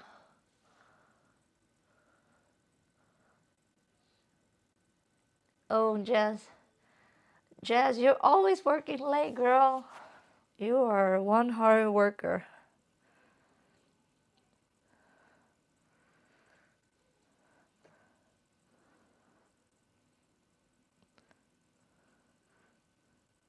Jazz, I think since if you're working late next time, we need to go live together, Jazz. You know, we can do a dual live. Like either you invite me to your, or I can. Girl, you just remind us like how last year we were. Like last year we were so excited. I think it's because of after a year of being in business, it's like kind of lost that excitement. So yeah, okay, we can go on your channel so I can help. So I can help you out. So I'll help you with your hours. Yeah, that'll be awesome. And then, well, we can do like a late live like this. Cause I like around this time because my husband's home and he take care of the kids out there, so I can do my own thing in here.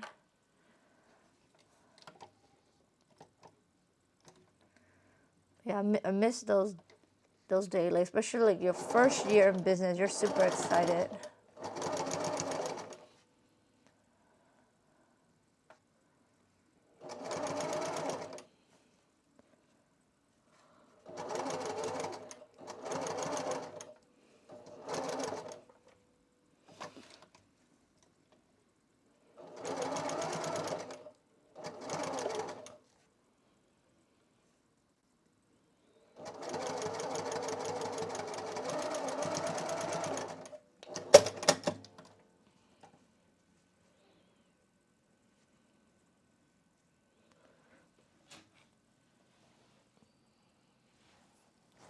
Okay, yeah, I will. I will, Jazz. I will ask you in there, and then if we go on you can set it up on your StreamYard. You can invite me on your StreamYard. I don't know if you know how to do that, but if you don't, we can meet up in Discord. Then I'll show you how to. I think there's like I think you have to create like a link and then share it with me. I haven't used StreamYard for a while, but we did that last year where we just create a link and share it with the person that we're inviting.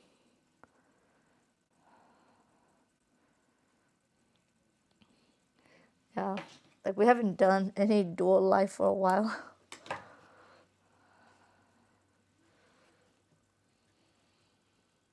Okay, yeah, okay, you're done to yourself, so yeah, so it's probably same thing.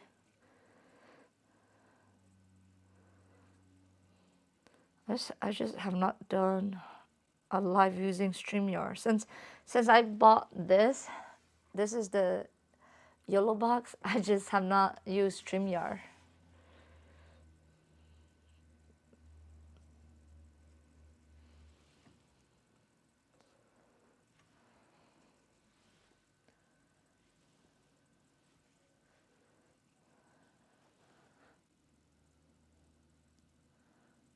Oh, Morgan dress. Oh yeah, I like Made for Mermaids. I was gonna use Made for Mermaid. Is it Alien Mac or Made for, I don't know. I get confused with Alien Mac and Made for Mermaids. Because I don't use their pattern all the time.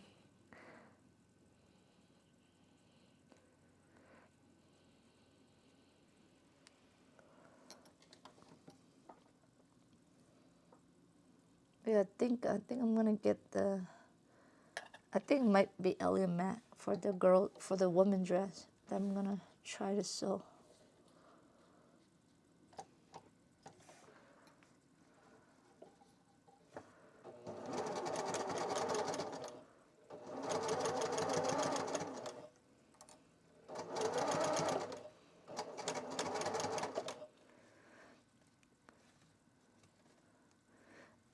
I'm just curious. A lot of you, are you guys like self-taught sewist or crafter, or you actually like have a background in like sewing, where like somebody in your family sews, or you went to school for it?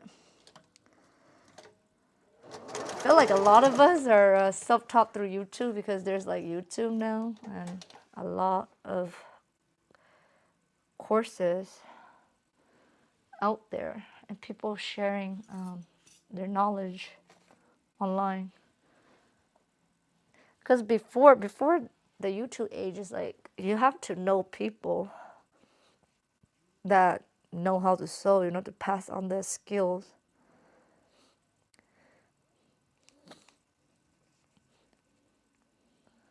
I just wish that there was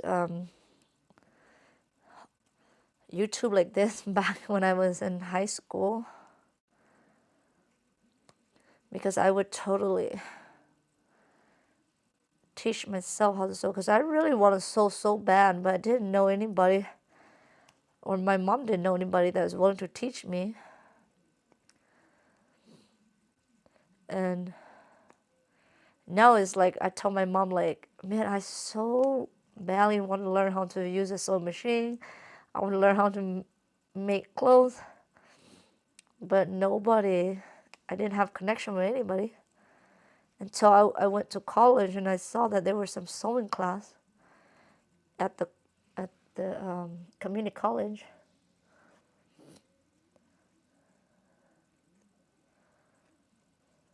And then now, like, there's just so much information and knowledge out there.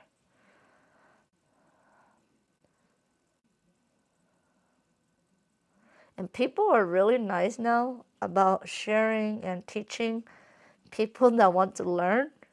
So I'm really thankful for that, because before it was more like you have to have connection with people for them to teach you. So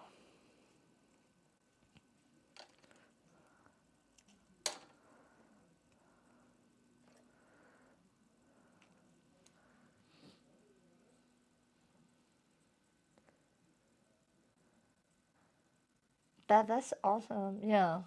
I feel like sewing could be self-taught, but I have a sister that want to learn sewing, but she just want to be able to sew a dress right away.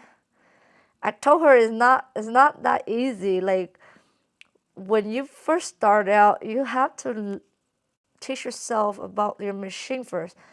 I always tell the newbie, like, you guys need to know your machine first. Because if you don't understand how to operate the machine, then you can't be sewing it. You can't just jump into making a dress. When I tried to teach my sister, she gets so frustrated. And then she's like, forget it. She don't want to learn it. So I said, people that do that, do what my sister does, are people that are not passionate about the craft. because I told my sister that it took me a whole year without, because that time there wasn't many video on YouTube. So I took the course at the community college, and after taking that course, then I already forgot a lot of it until later on. I took some more courses where I found that they sell like a local sewing place I found on Google. And then I think from there, and then also taking some courses at the community college back in 2018 really helped me. Even with YouTube, I think I feel where my sister's coming from, because she feel like when there's nobody there to guide you, you don't feel motivated, or you don't want to do it.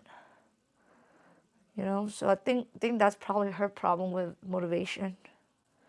And nobody's there to talk to, and nobody to share the interest with. She have me, but it's just she's so impatient. She just want to go straight to a dress, and it's not that easy for a person that never done any craft whatsoever in their life and try to jump into a sewing a dress like on their first try without even learning about the machine or the proper usage. I didn't know that certain needle and threads are required to make certain projects. I mean, I use a standard thread, which is like the Garterman or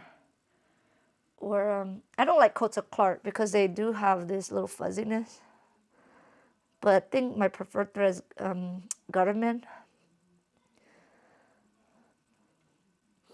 But yeah, but the thing is, I didn't know there was a different needle size that's required for different fabric thickness. You know, I didn't know that. So like I keep telling my sister, it's just not like it's not like you're threading the machine and then just pressing the presser foot. You know, you still have to know how to clean the machine, how each fabric works with the thread you choose in the needle, and then you have to know the needle size too. And my sister just not patient with that. And she was also using the wrong thread when I showed her. I'm like, yeah, you really have to go learn the basic first. You gotta get the basic down and make a simple project first before you can tackle a dress.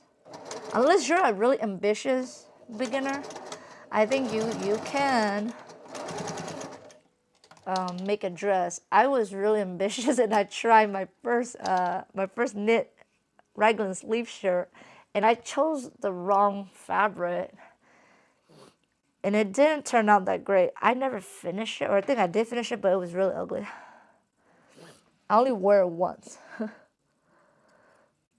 But now I understand about fabric too, because what fabric you choose also play a role into how well the garment will look when it's finished. So there's a lot of factors that you have to learn about to make a garment look pleasing, you know. So, but people don't think about that. They're just like, oh, I want to make a dress. I want to make my own clothing, and then jump into it, and without studying the basic first. Then once you get the basic down, you can learn make almost anything. But I said, like, the really ambitious beginner, I think you guys can make any dress. You can make a dress.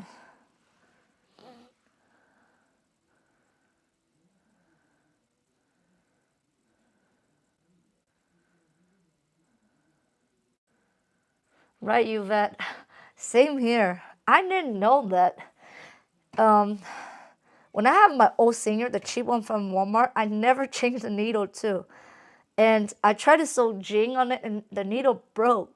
And then when I realized that I need to have a bigger size needle for jing, and I was like, oh, that's the reason why my needle keep on breaking. And I thought I'd only use a universal one and try to sew jing, and the needle keep on snapping. because when I was learning, I was only hemming pants. I didn't try to sew anything. I was just, because I'm kind of short, and jeans, like I used to wear jeans, and those jeans are super long. But now I think they have like petite size, so I try to get petite size so I don't have to hem it all the time. But yeah, I didn't realize that too. So I think as we make more things, we create more things, we play with our machine more, and then we read about it too, and watch a lot of YouTube. I guess it helps us become more knowledgeable and improve the craft. That's why I keep telling my sister, but she's like, no, I don't want to learn about anything. I just want to make a dress. I was like, then you just need to take a course that show you how to make a dress only. But either way, they still gonna show her, how to thread her machine, make the basic stitch, because she won't be able to keep up with the course if she doesn't know the terminology too. Because when I was so ambitious, I took that knit sewing course for the first time through the local sewing shop. I was struggling because I didn't know what is a dart, what is the seam allowance. The instructor kept talking about seam allowance. I'm like, what the heck is seam allowance?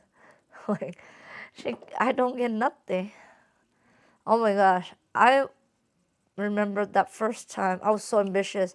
I only know how to sew pillowcase and a tote bag. And I jumped into a t-shirt class without any knowledge of or terminology about sewing. And so I was confused the whole entire time with that class. But I think after that class and then taking 3 sewing course at the university, at the community college, and it just really helped expand my knowledge after that. But I was so stressed out when I took the knit course at the community college for the first time, because I haven't sewed for a while, and I struggled through the course that I took at the sewing shop, and then I took the course at the college, and oh my gosh, I did not know anything. I had to go to like office hour with my professor, and she helped me through. I think that really helped me to get a one-on-one with my professor. My professor really get to know me. I mean, it was helpful. And after that course, I finally understand how knit fabric works and all the terminology. But yeah, but now, like, you don't even need to take course at the university or the college. Everything's online. And I know Mimi G has a lot of free tutorial too. But sometimes, like, she show you the process, but they don't teach you the terminology. And sometimes I don't get what they're talking about. So I have to go do my own research with the terminology.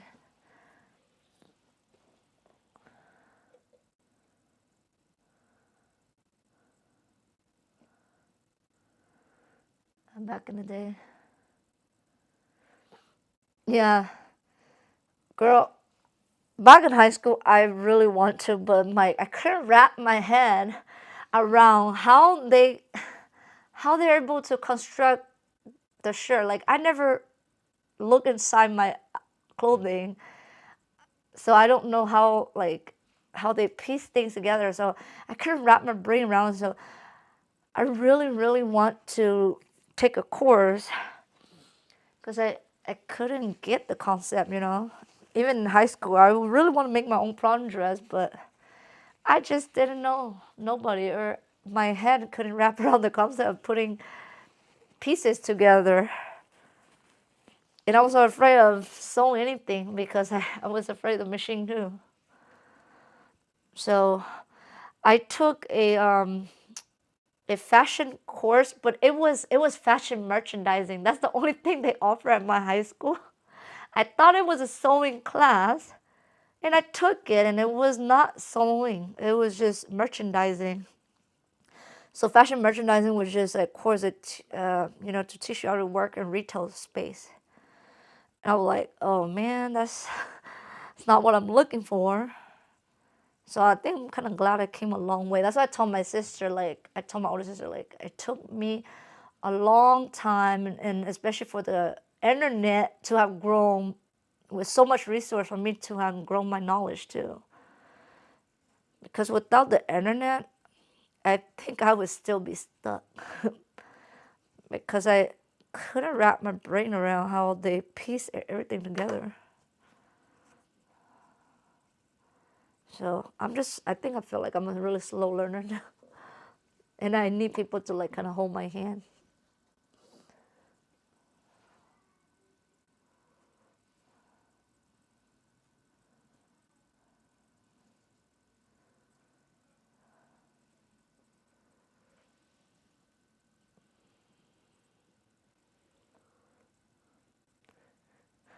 Yvette, but I think I prefer your way more, like know how to sew and then learn about terminology. But for me, I need the terminology because when I take a course, I need to know what they're talking about because I never knew what a seam allowance, you guys. I don't know. Even when I tell my sister about what seam allowance is, she didn't know what is it too. I had to teach myself what is seam allowance. I didn't know, and then sometimes they would say SA, like they would just abbreviate it, and I was like, "What the heck is SA?" So I have to learn what does that mean. And also about knit fabric, you have to learn about the ease too. I didn't know what is ease, but ease was like I think it's the give that your garment allow you to squeeze in, and I think that's called the ease. I didn't know that because don't really sew a knit. Like we always make woven stuff because wovens are easy and they're not stretchy. But with knit, you need to know that.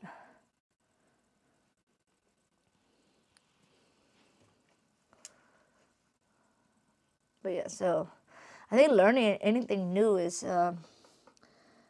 just take times, and anybody that you want to learn anything new, you have to be patient with it. Like especially my sister. Example, my sister, she's just not patient. So I told her, "You're not patient. I'm not gonna teach you because I can't teach an impatient person."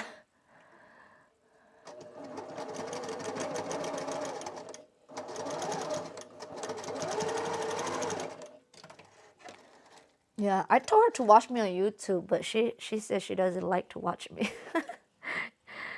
I said I show her on YouTube, but she doesn't like to watch me. So I'm like, okay, forget it. That you have to go find somebody that you like to watch. Teach yourself.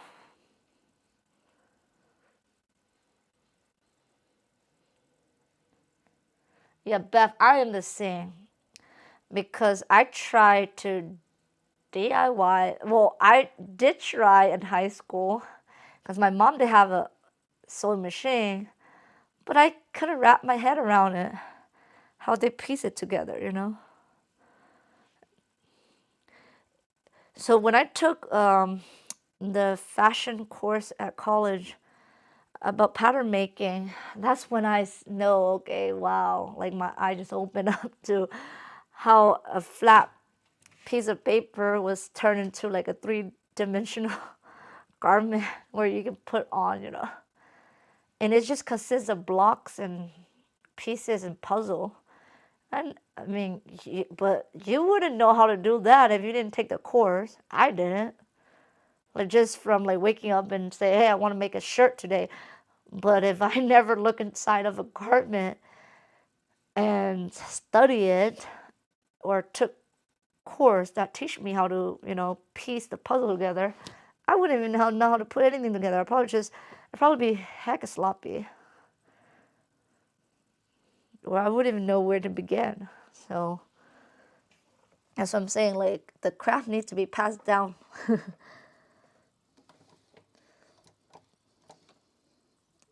Some people are really smart. Like they can invent and they could come up with ideas themselves, figure things themselves.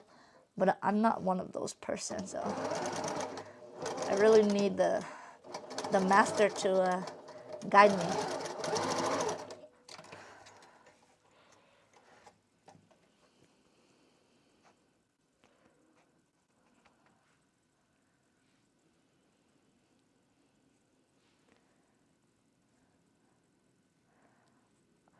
Oh, Beth, yeah, the simplicity patterns are complicated.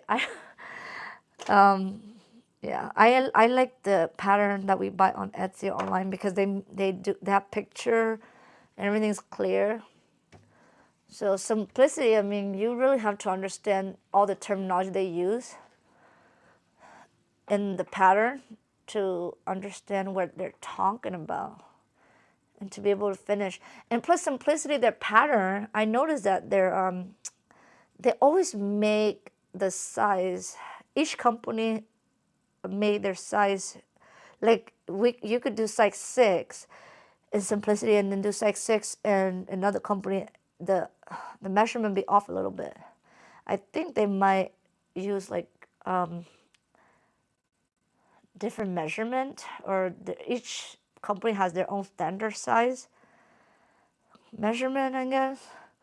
In simplicity, their stuff is always bigger. Like they always make the size a little bit bigger. So I always have to trim down the sleeve. So when I took the course at the university, we did the button-down shirt, and you know those button-down shirt, the sleeve is super long. Like it won't be like this long. Like it will go past my arm. So I always have to shrink like probably about 3 to 4 inch from the sleeve. I have to cut that part off.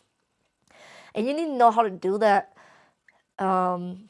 lengthening and shortening your pattern to fit your body, and also depend on like your chest too. Like if you have bigger chest, you need to know how to adjust the bust.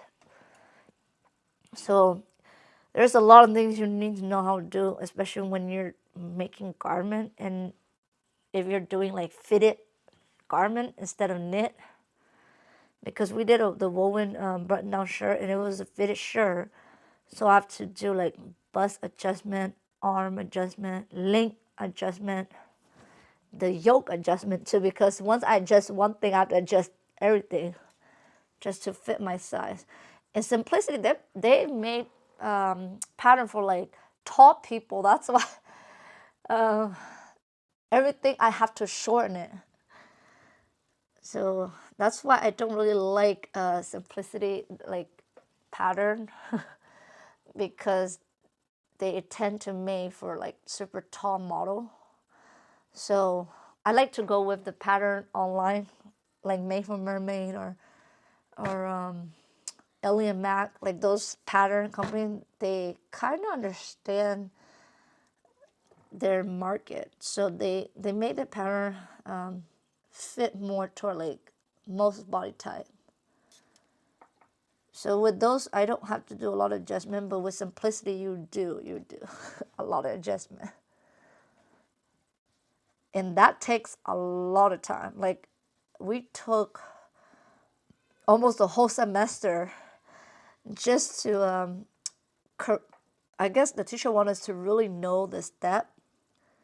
So we took like probably 3 months. We only have 4 months for a semester, and we probably take like more than half of the semester to do the shirt. And then the last 2 projects was just kind of like random. So I did learn a lot how to make a dress shirt, a nice button-down dress shirt. I was surprised I was able to do that because those takes time too. Oh yes, I agree. They put a lot of ease into it, so you really have to adjust that too. So like if you don't, like Beth, if you don't understand nothing about pattern, then yeah, it's hard. I think after I took the pattern making course at the university, at the community college, I was able to understand how to adjust the ease and the you know, I don't know how to do the bust adjustment yet because I didn't learn the part, but just shortening, lengthening, and taking out some ease is easy. It's a little bit easier. But you really have to have a little bit of knowledge about pattern making to be able to like fix your pattern up to fit your body size. That's the reason why people don't like to sew for adult, because adult has all kinds of body shape. So you really need that knowledge to sew clothes for adults. So that's why I prefer like sewing bags and like plushie like this. It's all one size, because they don't need to fit anybody. So this is the reason why I prefer making accessories, because clothing just has a lot of things you have to know to make a garment fit correctly on the person. And if you watch some of the fashion designer here on YouTube, that's what they do. They're really good. I don't think I'm not there yet. I don't know if I'm gonna get that good, but because I am going toward the direction of designing fabric instead of being like a professional seamstress. I just want to know a little bit so I can make like basic clothing, but to make like a ball gown, no, I'm not gonna do that.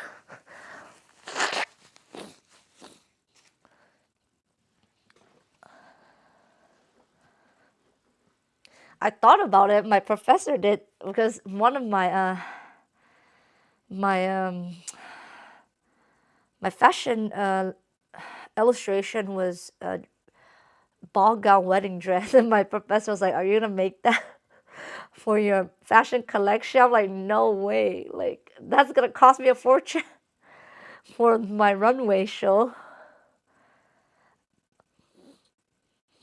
I don't have the money. I'm not gonna make all those ball gown wedding dress." I was just drawing it. I like drawing it. It looked cool as an illustration, but to create the real thing, man, it's a whole different story. So if I go back to school and for my last collection, I really like activewear. I think activewear is nice, and I think I could get fabric a little bit inexpensive than like wedding dress. Wedding dress is just, I don't know. Especially in the collection that I designed, it has a lot of glitter, diamonds, and tools, and they're ball gowns too. So man, if I design the collection, I'm gonna be broke. And everything come out of your pocket too for the collection class. So I'm hoping if I go back, that's my last course that for me to graduate. I need to design a collection for the end of the school year runway show. So I think that would be exciting. I really want to. I thought about it, and I really want to do a activewear line, and I want to design my own fabric. That's why I'm learning the fabric designing. So if I go back, I already got that skill down. So I just need the pattern making part down. Like I already got the first part of pattern making, but I need to get to like the events part. I was going to take events, but then COVID hit and then I had to stop everything. So I never got to the events pattern making course yet. I mean, I can teach myself now, like through YouTube, but I want to learn the pattern making part. So if I go back and I do my collection, I want to make everything from scratch, even the fabric print, everything. So hopefully it'll be like a fabulous collection that my teacher never seen. I don't know. My teacher was looking forward to my collection because when she saw that I have embroidery, I did an embroidery sweater. She really liked it. but never have the chance. So that will have to wait.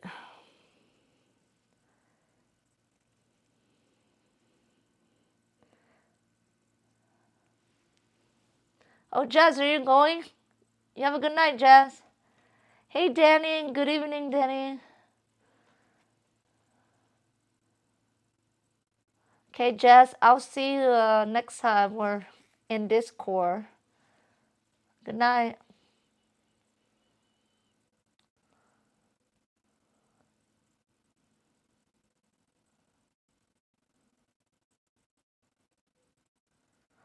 Oh, Yvette, I agree with you, Yvette. Especially if you take a course like me.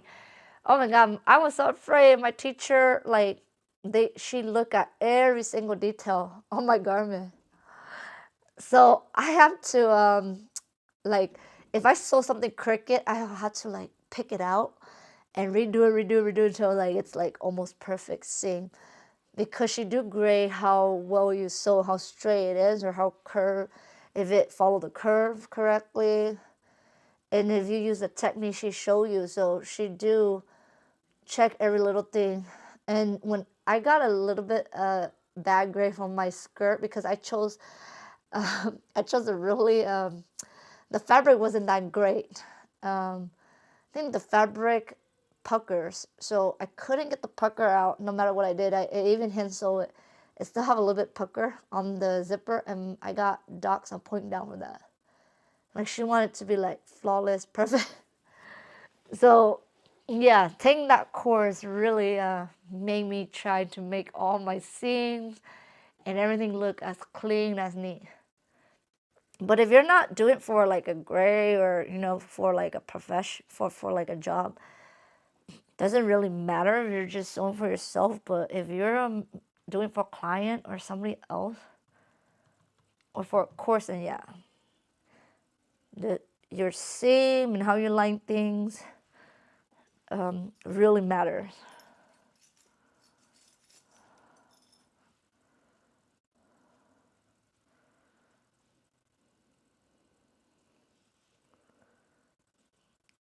Oh, and I love the fashion history course, you guys. If you guys ever have a chance, take fashion history. It is so much information and how like people wear clothes back in the, you know, back in the old days. I never knew that until I took fashion course. I never really looked into history. Yeah. This is fun if you guys have a chance to take class and to also get to know your classmate. It'll be really fun. Like that was kind of like my element because all the people in the course we speak almost the same language, so we kind of know what we're talking about. But to regular people, they don't know fashion stuff, so like can't really share it with other people. But I like when I'm in the class because everybody there has this similar background or like fashion, so you can talk to each other about fashion stuff. But everybody's sense of fashion is different too. Like people like different things too.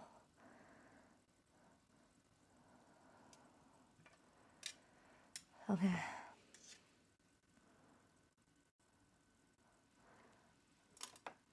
Let me so yeah, I'm almost done with this. I need to place the ear and all the body parts to the body. So I'm gonna. So this part, it has a little slanted side right here, because she wants you to fold it over, so it'll look like that. So the ear look like it's fold. It has a little fold over.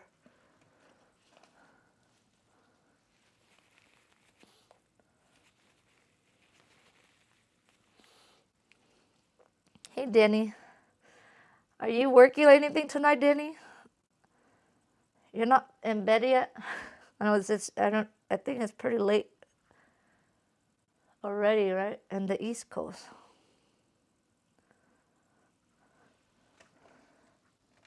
You staying up working on something, or you just couldn't sleep, Danny?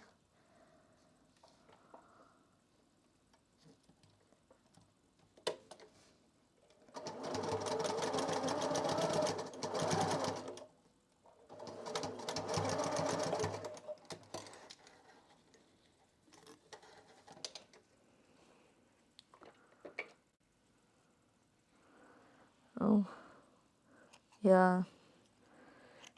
All you guys are relaxing. I need to go relax in a little bit because I've been here for a while, but I'm gonna finish as much as I can.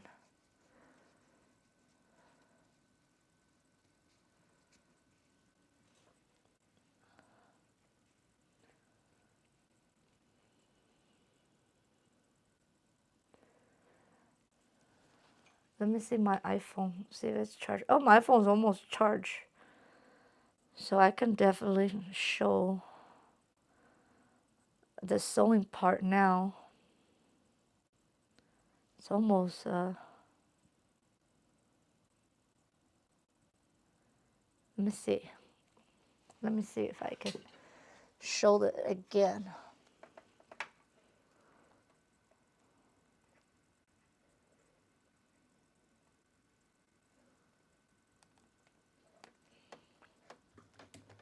Okay.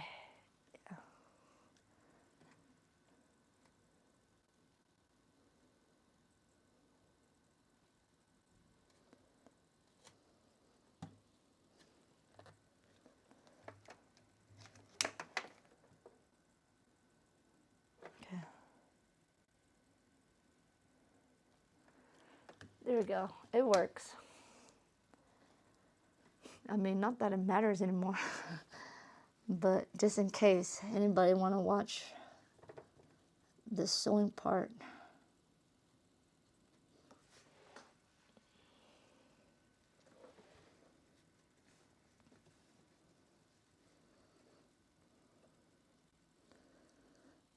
Couple orders to get out. Oh yeah, it's okay. Families always have to come first. Probably try to wake up a little bit early to get some of the stuff done. I get it. It's like someday I will wait till the last minute to get my my orders done too. But luckily I don't have any order for 2 weeks now, so I'm good. I'm just enjoying myself right now for the rest of December, making stuff that I want to make.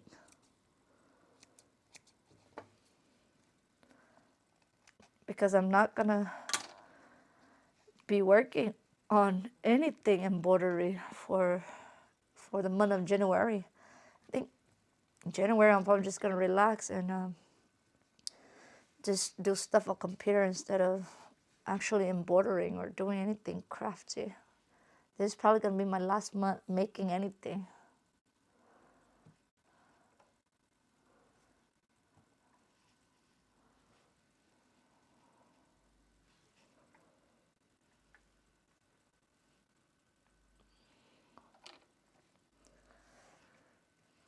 Oh, okay, so we've been here, let me see,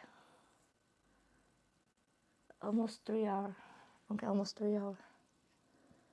I'll stay on for the next 20 minutes and then I'll let you guys go because I've been like just talking about fashion stuff and just talking about random things.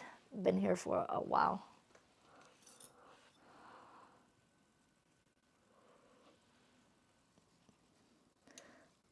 And I wish I have a best friend that like fashion, that go to fashion school. I think we'll have fun because when I was in there, I didn't have a lot of friends. Like we'll talk, like I'll talk to a classmate here and there, but we're not like friends. So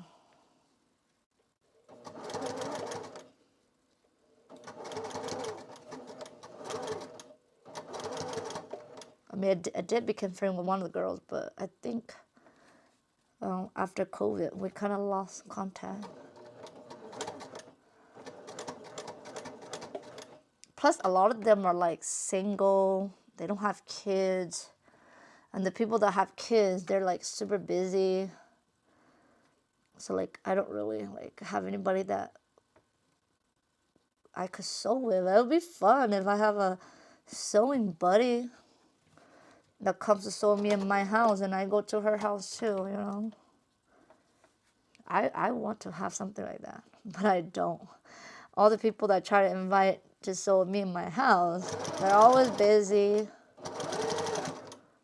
Or I think some people don't like working with other people when they're sewing stuff. So I'm like, yeah, wish it was one of my best friends. But they're not really my best friend. They're just people I know, trying to be friends with, but a lot of them are super busy. So yeah, like I would hear people say, "Oh, I have my best friend come sew with me."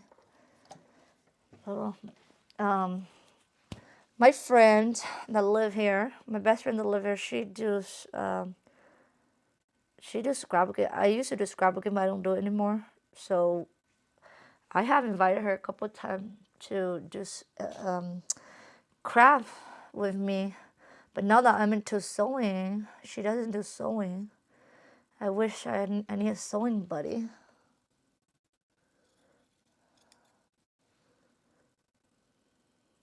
That's why I like coming on here with you guys, and it feel like having a sewing buddy sewing with me. But it would be nice to have in person too, like 1 or 2 people. Hey, Kay. Girl, okay, you sew along with me. You are my friend. You are my bestie. I wish you were here, Kay. You live too far.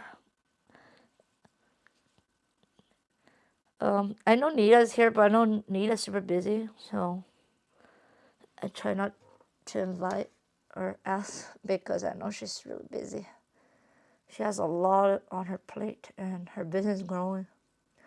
My business not growing that big, so I have a lot of time. I just have a lot of time in my hand to play and make stuff.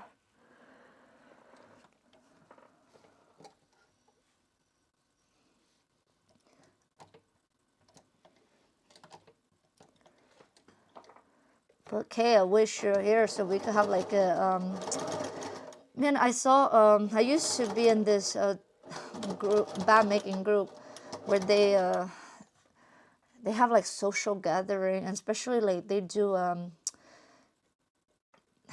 they'll have like a group of girls and do like a Christmas swap where everybody's make a bag of their choice for their Secret Santa, and then they'll hang out, do like a Christmas dinner or something, and just play some games and exchange gifts.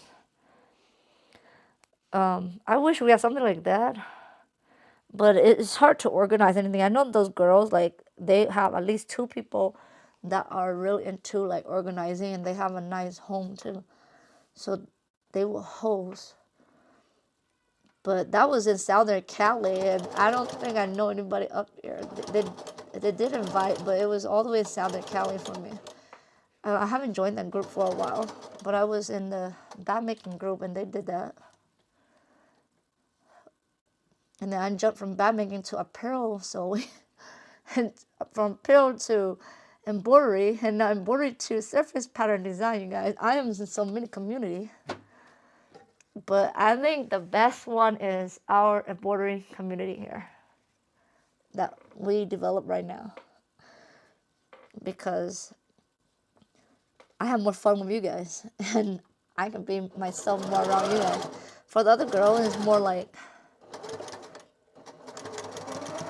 I can't really be like goofy with Kay.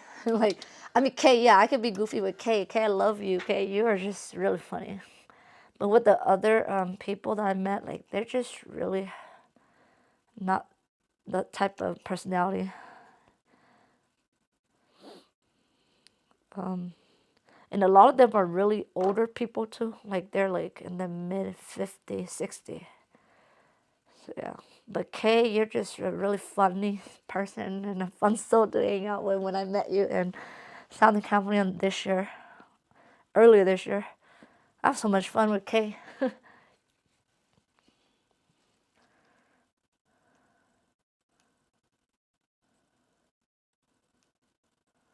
I know, Kay, but I need to calm. I was, Kay, Sophia asked me to come, but I told Sophia, I said, Sophia, that's my due date. I can't be down there. If I wasn't giving birth around that time, I would have come and not this time not take my husband and just come stay with you guys, okay? And not take my kids or my husband. I'll come along. I wanted to. It has to be probably 2024 or later in the fall of 2023. Then I could come meet you guys.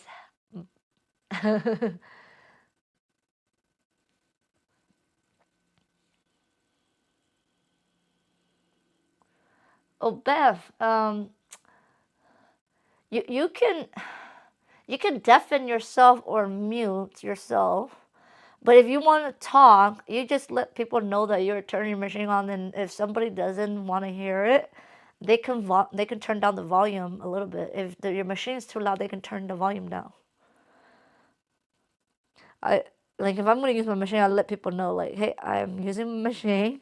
Like, if you still want to talk to people, then just let people know, and whoever doesn't want to hear it, they can turn it down.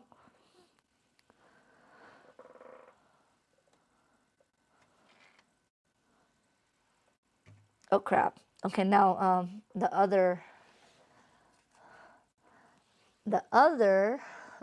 camera is dead. So now we are just one camera now. I think this camera is fine. You guys just watch my hand. So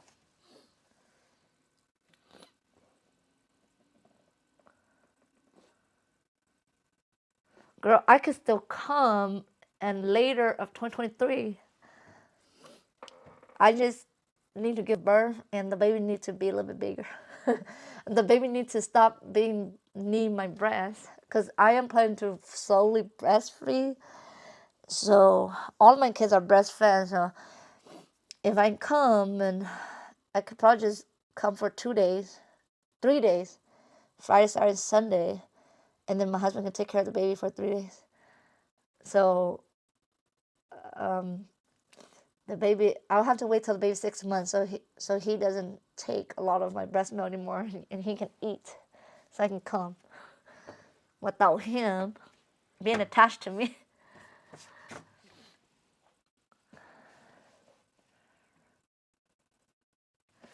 Yes, 2024. Okay, so can't get pregnant then. Nobody get pregnant until we have a retreat.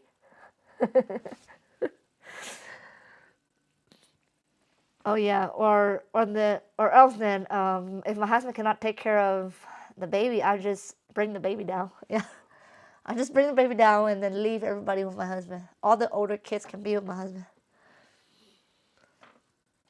'Cause the only thing my husband worries is if he's gonna be breastfed only, he might be a little bit clingy. And if I'm gone for 3 days, he might have a hard time with the child.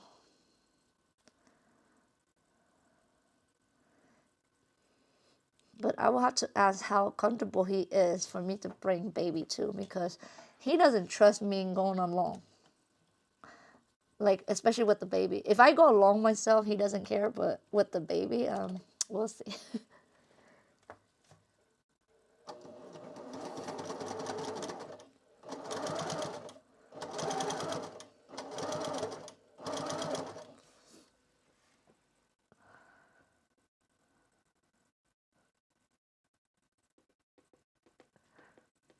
Okay, Kay, yeah. Yeah, Kay. That's awesome. But like for those of us that have a man, don't get pregnant yet. Because if you guys do, then it'll be hard for you to come in 2024 for a retreat, right? Yeah, for that we will need at least two people who has leadership skill that willing to take the time to plan that out, and then everybody just need to pay their portion for the retreat. But for that to happen, the two person in charge has to have really good leadership skill to plan it. So we have to discuss that more, Yvette. See, who will be in charge of the planning? Because next year, if we're gonna do that, we have to plan next year.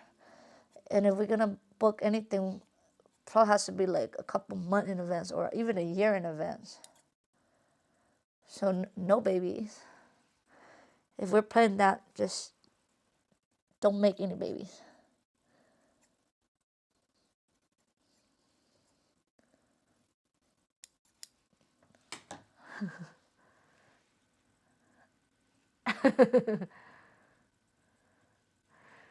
Yeah. Okay. I want to come down in the fall next year then to hang out with you and Sophia. I want to visit Sophia too. But Sophia was asking me to come this January. I wanted to come down there this Christmas. I was going to go to Disneyland and then visit you and Sophia too. But my husband was like, no, you're not going because you'll be like 37-week pregnant already. I'm like, okay, fine. Then I will come in the summer next year. I mean, you guys are not that far. You guys only in Southern Cali. Like, we're in the same state, right?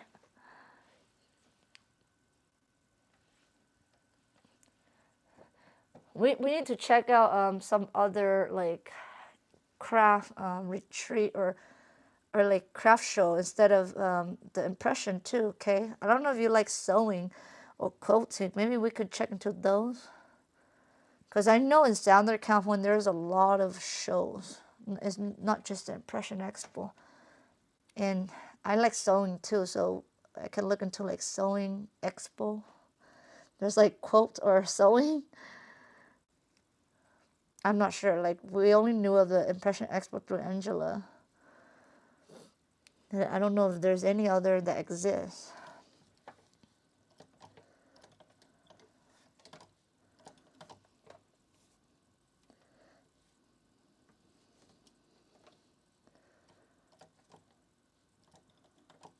Okay, I love you so much, Gabe. I had so much fun last year. Like, we were so funny. Like, we were just following Angela everywhere. It was so fun. We gotta do that again. And I love the time we ate dinner with Angela too. That was such a fun night.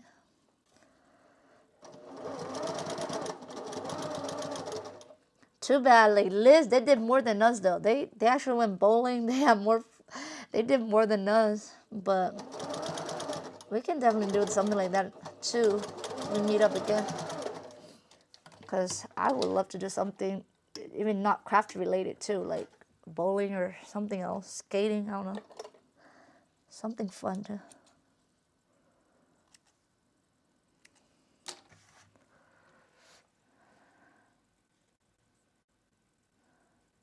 I'm not sure, Kay. I mean, mostly like quilt con, like quilting.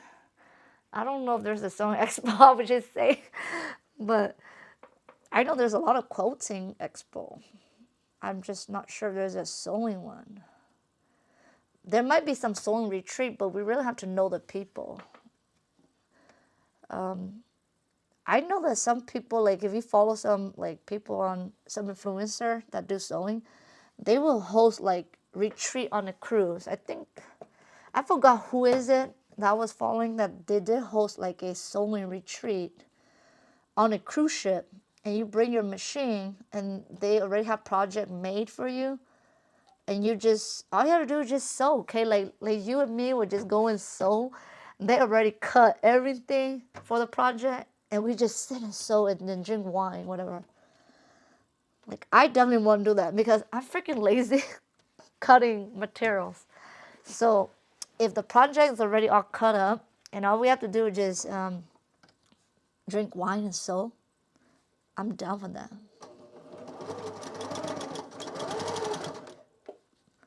But to go on those things, like you really have to follow like those influencer and when they offer those kind of retreat. But I haven't followed anybody that's sold for a while, so I don't know if they have anything open. But like Yvette said, we can definitely create our own. Yeah. And people actually make money doing this. Some people like this, like their event, they're like event planner, and they would plan all these sewing retreat, and then they'll prep all these projects for the people to come and do. Sometimes, like Yvette said, sewing retreat, you bring your own project, but there's some, like sewing getaway, they plan the project for you. And you just go and enjoy. It's kind of like a pink night, but it's like a getaway sewing vacation.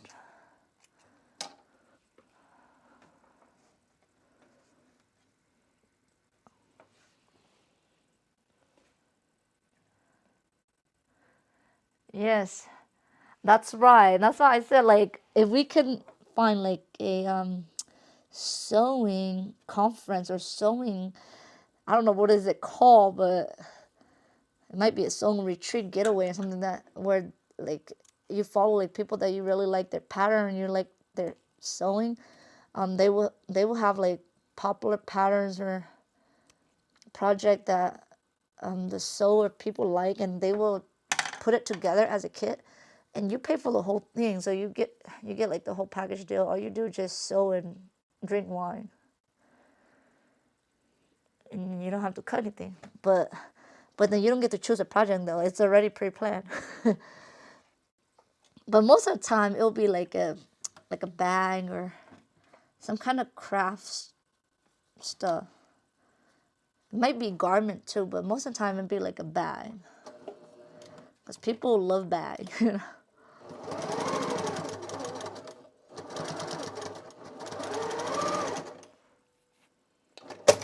Oh, I think So Sweetness. She was one that I follow. She's a bag maker here on YouTube. I think she used to have some sewing retreat where they put together like her popular pattern that people like, and they made it into a kit, and people just go and sew, and they just give out the kit because you already pay for the whole thing. But I think it is from So Sweetness because I was following So Sweetness for a while. I don't know if you guys follow her, but she's a bag maker, a bag pattern maker. I have a lot of her pattern too, and I also won. I always joined her live before because I was in the group, and I won. I was surprised. I won her one of her giveaway. It was just free pattern to one of her collection and video tutorial. So I got like a ton of her first release of her like kind of like travel case bag. I think there was like 4 pattern there and then 4 video or something. Yeah, I only made like 2 things from that video that I won from her. Yeah, so she but I kind of got out of that group because I didn't have anybody that I know that was fun like you, Kay. So I was just there just because I wanted to learn the bag making. But no, I think I enjoyed the embroidery community more. You guys are more fun.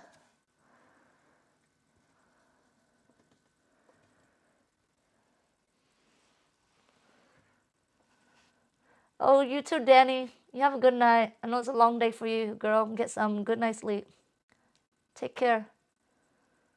Oh, Bev, you too. Good night, Bev.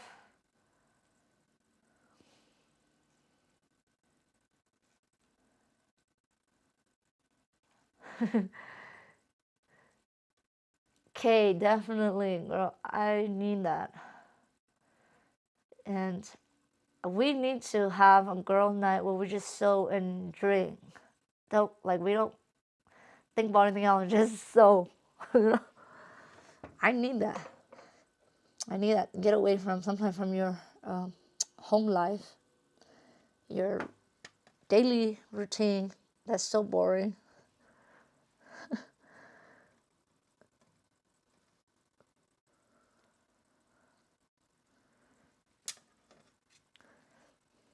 Do you guys find like doing the same thing every day, like really mundane? Like I don't know.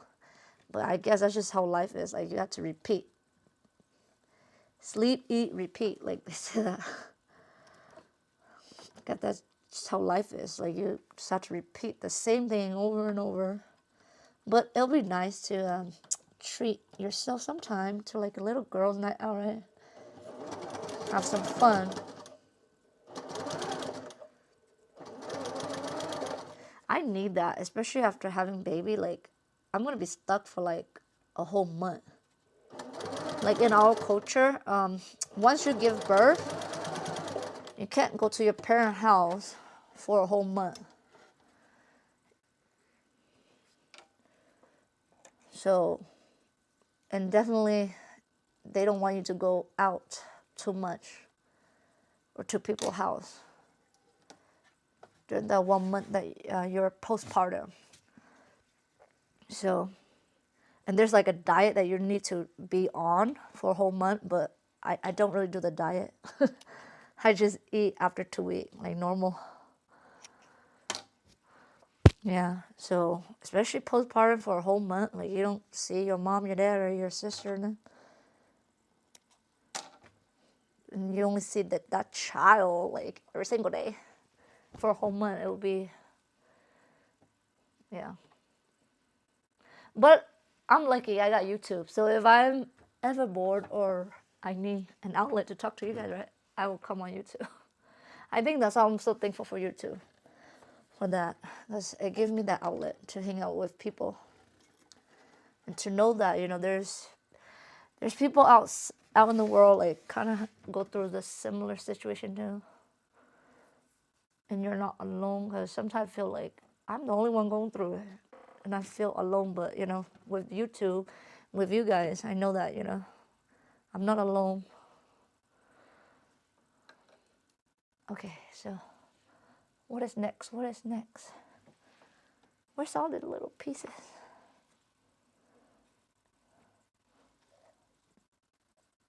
I need to sew this. I don't think I cut. Oh my gosh, I thought I cut all of the little feet. I'm missing some pieces. Oh, right here.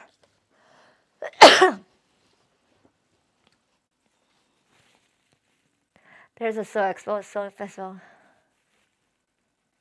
Okay, okay, that would be awesome. I didn't know that. Sewing festival. That sounds so cool, fun.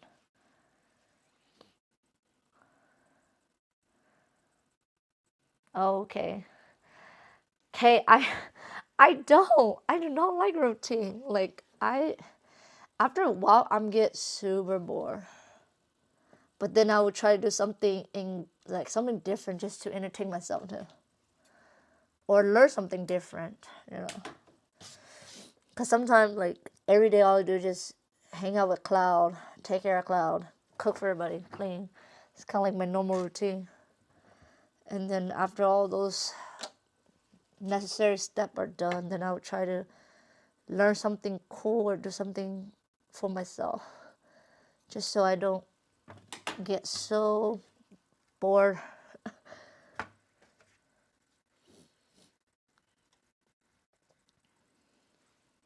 So yeah, so I think with learning fabric designing has been like a little cool outlet for me too, besides being here on YouTube with you guys.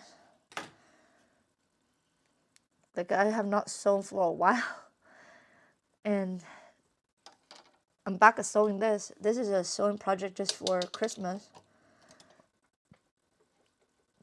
And I'm already a little bit rusty on the sewing.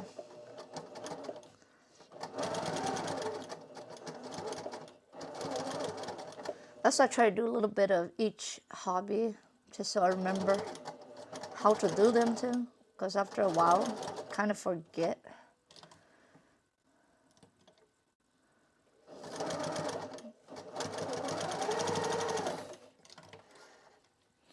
Okay, I know you just got here, but here's the little, here's the little kitty. It's a plushie.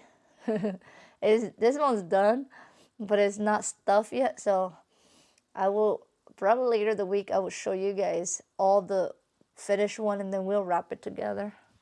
I'll do like a wrap with me, gift wrapping session, because I need to wrap these too. These are all gift.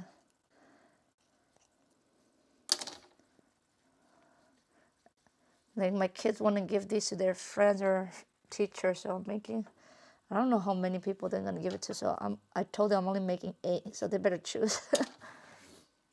I'm not making more than 8 because it take me forever.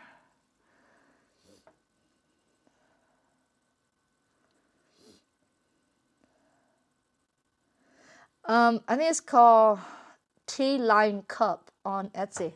That's the name of the shop. Oh my gosh, she has a ton of pattern, and she also have embroidery in the hoop ones.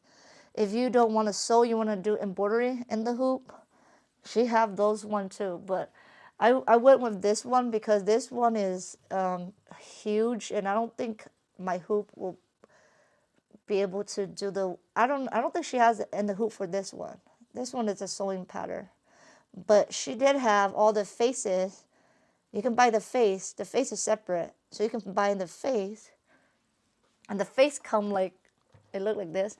So I cut out a hole so I can place exactly where the eye is, so I can cut the pattern correctly.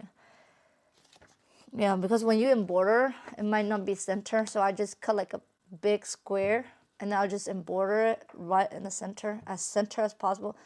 And then I will place a 2-eye here with the actual embroidery eyes, so I can cut the pattern out correctly. So this is the panda face. I bought the panda and the cat. This is the cat. And then my daughter loved the cat with the big eye. I also bought that one, but I'm not making that one on camera today, but I'll show you, Yvette. This person has so many cute character. So this is the cat with big eye that my daughter want to try. I did not have time to. I think this one should be a fast one because this one's super tiny. It's a tiny little cat that just sit on your desk. She want to give this to her teacher, so her teacher put it on her desk. I don't know. My daughter's into like cat with big eyes, and she only like the color black, so it has to be a black cat. But I like pastel and light color, airy color, so I went with this color, but I will have to do a black one for her.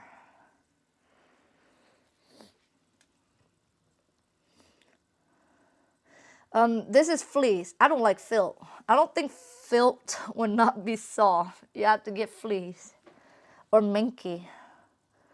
You can use minky too. And I think the pattern she did suggest fleece too. And you know Joanne has tons of fleece, girl. It's so cheap too. But I wouldn't recommend this one, the Luxe. This is the Luxe fleece. It's super thick, but it's really, really soft. So I already have this in my stash from a year ago. So I'm just like, I'm just using, I'm not buying any more stuff. I'm just using all the stuff in my stash. So this is all from last year. I bought tons of fleece last year, and I never finished using all of them. So I'm like, okay, this is a great project to use all of my fleece. So yeah, if you guys do it, just grab like those. Joanne always have sale, so you're gonna have tons of fun creating all these plushie. I think minky would probably be better because minky's a little bit not as thick as these fleece. Or if you get this one's a little bit thinner. Might be easier to sew, but this one stretchier. the Luxe fleece is the softest and the thickest. But for people that don't have a machine, heavy duty machine, it might be hard for you to sew through that thickness. But it's not as thick as jeans, so it might be doable.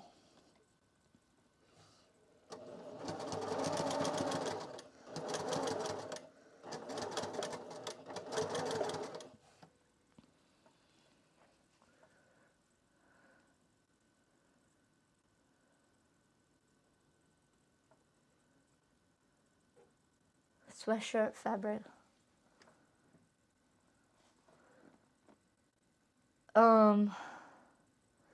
Sweatshirt fabric, that's the one that has the French terry in the back, right? No, not French terry. I don't know. I don't know all the terminology for like those knit fabric. But yeah. I forgot what does sweatshirt fabric look like? Okay. I'm not sure. Let me check. What is sweatshirt fabric? I don't remember what is sweatshirt fabric look like. Let me see.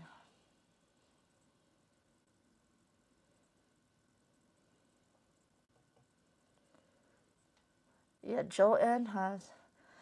Oh, they're like. Are they like jersey kind of? Okay, okay. I see what. Oh, just like a sweater. They have the heather look. Okay, I see. Okay, I thought. Okay, when we went to the expo, didn't you have connection with some of those companies down there?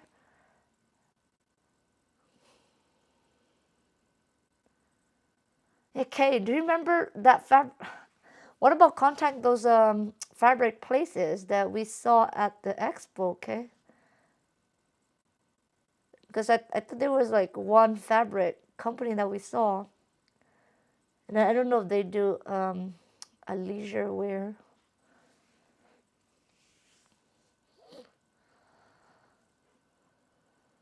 Yeah. Um, are you making some activewear stuff? So I'm in a group called Discovery Fabric. Oh my God, they have really, but the fabric is not cheap too. Like they have specialty fabric. I think it's called Discovery. I don't know. I was in a lot of activewear group sewing too on Facebook, and they also share. I think Magnolia. I think it's called Magnolia Flower Fabric Print or something. They do a lot of leisure wear stuff too. But they're like specialty fabrics, so like they print their own fabric, so they are kind of like almost like Spoonflower cost. So I don't know if unless you can get like wholesale from somewhere, you'll probably pay retail price. Unless you can find like a wholesale.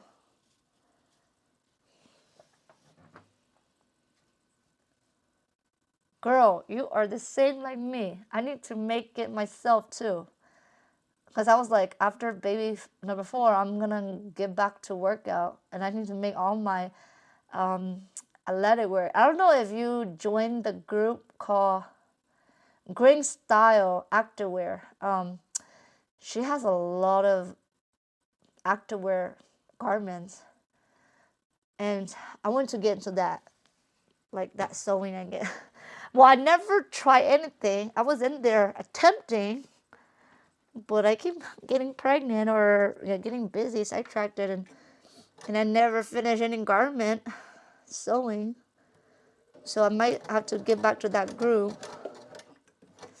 and sew my own activewear. Because I was so into the whole activewear thing. I love activewear.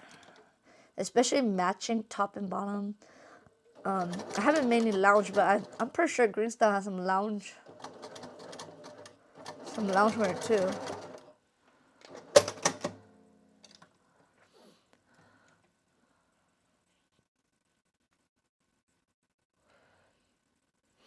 Oh, okay, yeah. Yeah, I think your best bet is to get wholesale, girl. If you want it to be cheap. Because everywhere else is like they always sell you at retail price. So it's a good idea. Because I remember that one booth that we saw at the expo, they do a lot of leisure wear fabric, right? But they only accept wholesale.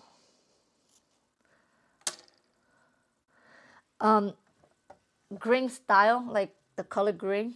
So just if you go to Facebook and you just type in green style activewear, I'm pretty sure you can find the group. If not, I will add you to the group. Yeah, Yvette, I know like those activewear fabric is not cheap, okay? Even in the group, they suggest manila fabric. A lot of the fabric are custom. And so, and the fabric that they use are really like good quality too. And I see a lot of people use it to sew activewear outfits and they look fabulous. But they're like $15 to $18 a yard too. They're not cheap. But if you're doing activewear, they don't take a lot of, well, depend on your size. But they don't take a lot of fabric. Like if you're gonna make like a dress, a big dress, you know, circle dress. Circle dress take a lot of fabric. But activewear, I don't think you do. If you're like at the smaller side, you probably just need 1.5 yard to make a matching outfit. So you could probably get by 2 yard and pay $18 a yard. And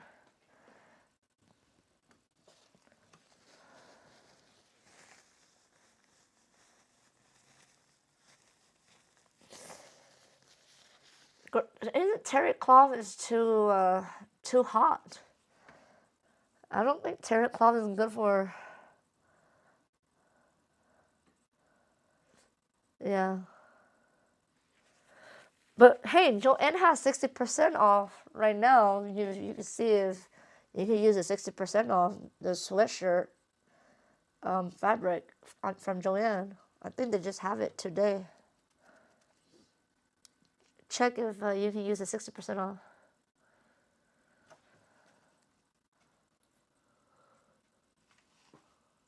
Okay.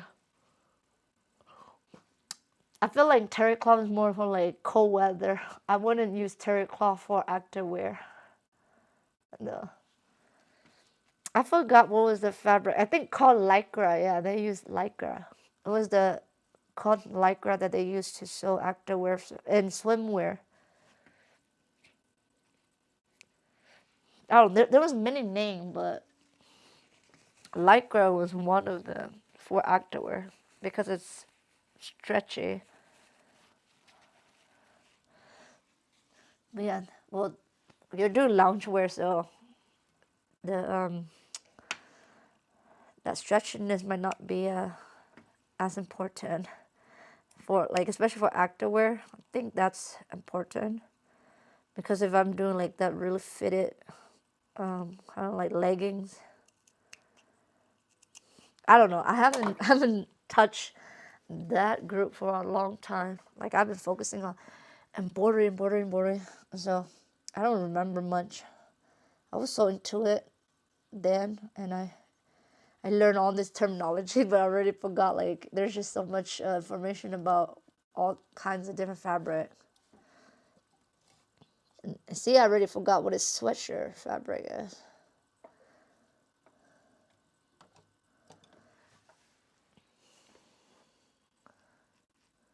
Yeah, I went to join today, and and I think it was on the app.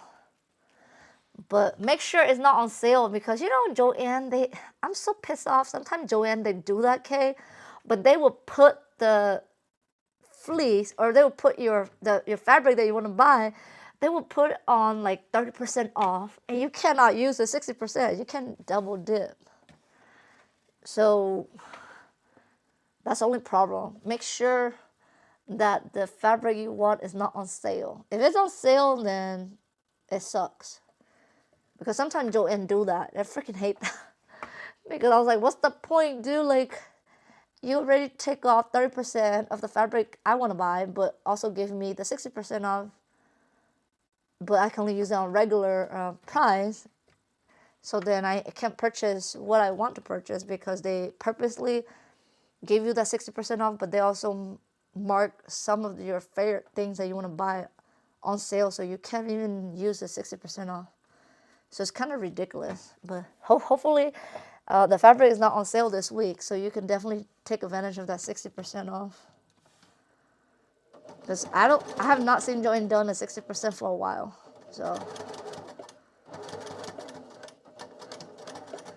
I was gonna purchase something too. Speaking of that, I probably have to look because I need some stuff. I need to get something to finish all my project.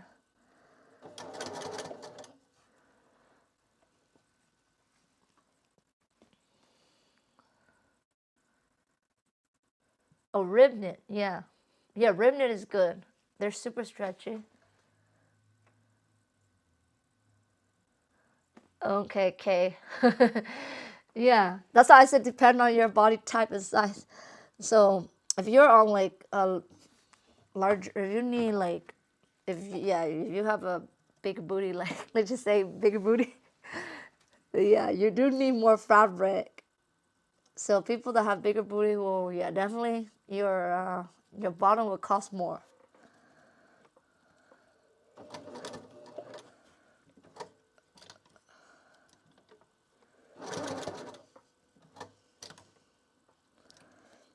Well, when I lost, well, right now I think my body is really big now, so I would definitely need a lot of yardage too. But that's why I don't like to sew when I gain weight.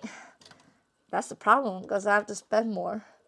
So usually I wait till like I lose a little bit of weight and then I'm back to my normal size. Then I will make clothes for myself again, because then I don't have to spend so much.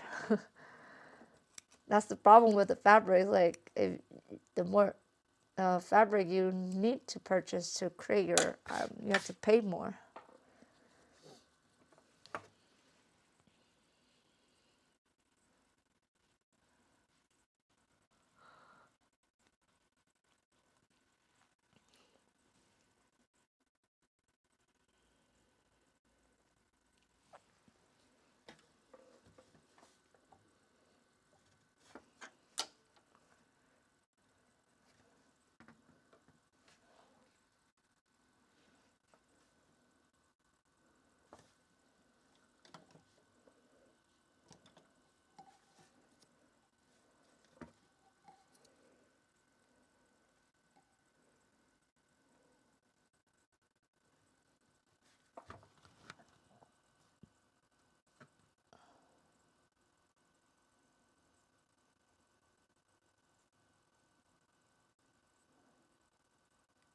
You get an extra 10%.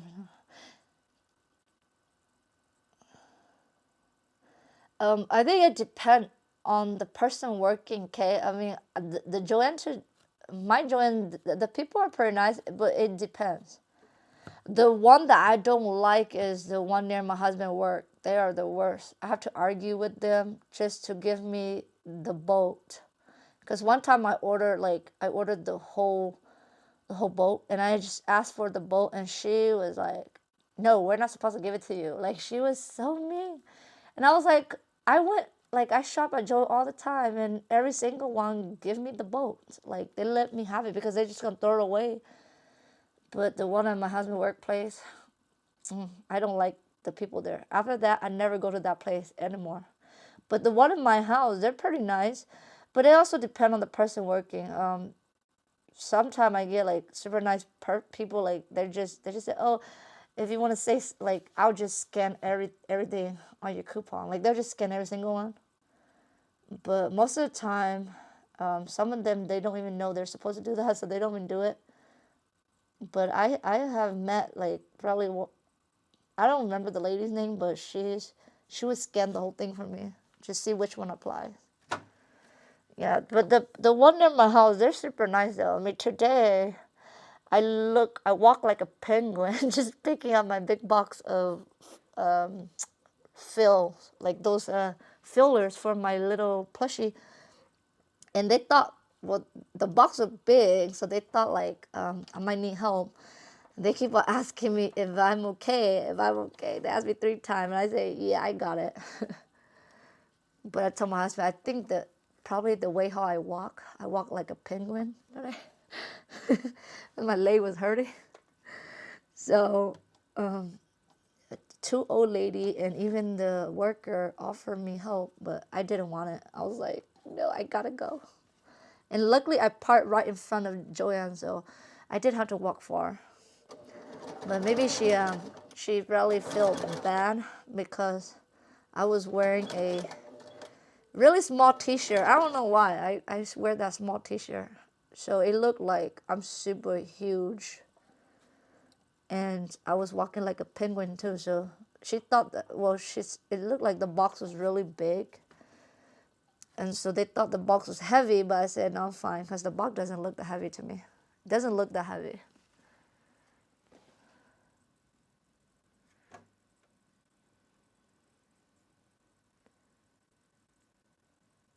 Yeah, Yvette. That's the thing with Joanne. Like, some people they don't know their rules, or they don't know their their coupons rules.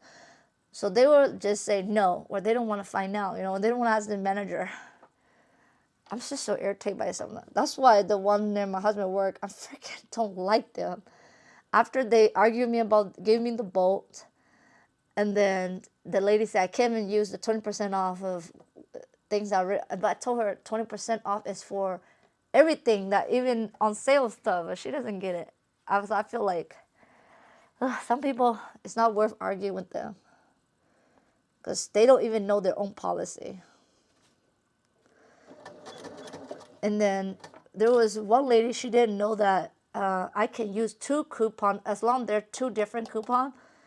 So I can use 2 $150 and $140 since they're different. And if I also have a receipt coupon, I can use that with the coupon online in one transaction, as long as it's not the same coupon. But she didn't know that. She was like, only 1 per person per day. I was like, no, but it will take like 2 if they're different coupon in the same transaction. But some of the ladies don't get it. I don't know. I just don't get it. They're not consistent.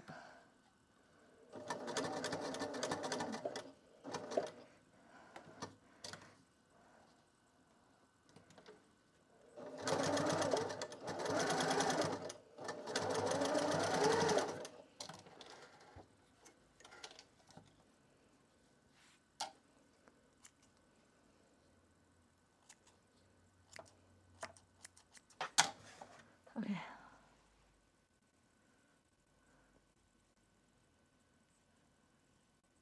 Oh no, Kay, she did offer me help. She kept insisting if I was okay. She and the 2 customers in front of me, they wanted to help me, but I say I'm fine. I keep saying I'm fine. They're like, are you sure? Like, it looked like you need help. They keep on saying that, but I keep saying, well, I gotta go. So I didn't want anybody to follow me. Like, I was just like, I got it. I mean, if it was a heavy fabric bolt, I would make them carry it. But I didn't have a cart with me because I need to leave really fast.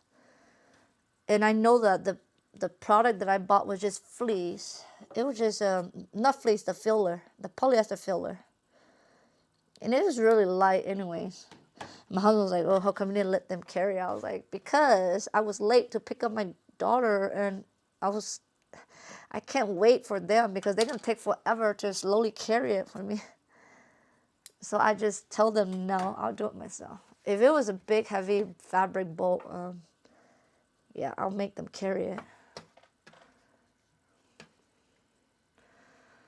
But I think now I walk like a penguin. I feel like I don't want to go too much to the store. Because I do feel a bit embarrassed to let people see me walk like that.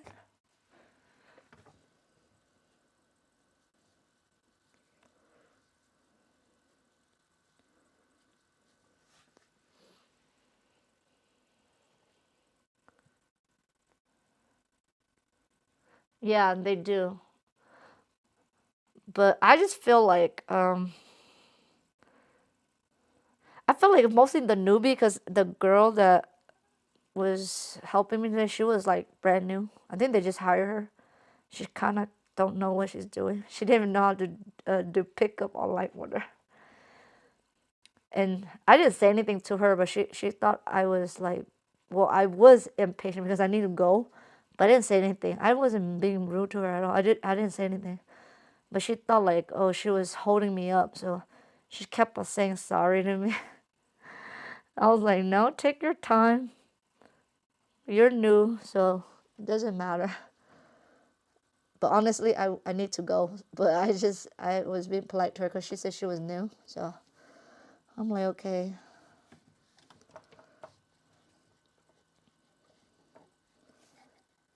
Yeah, so I feel like new people, they don't know, so sometimes they're like super cautious too of what they can and can't do.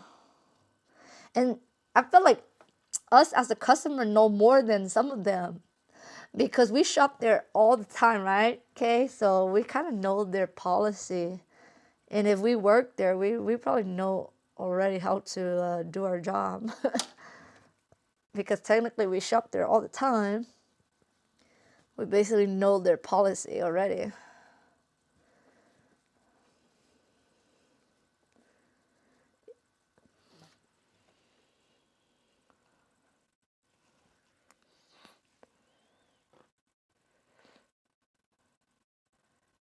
Did it to me at the cashier.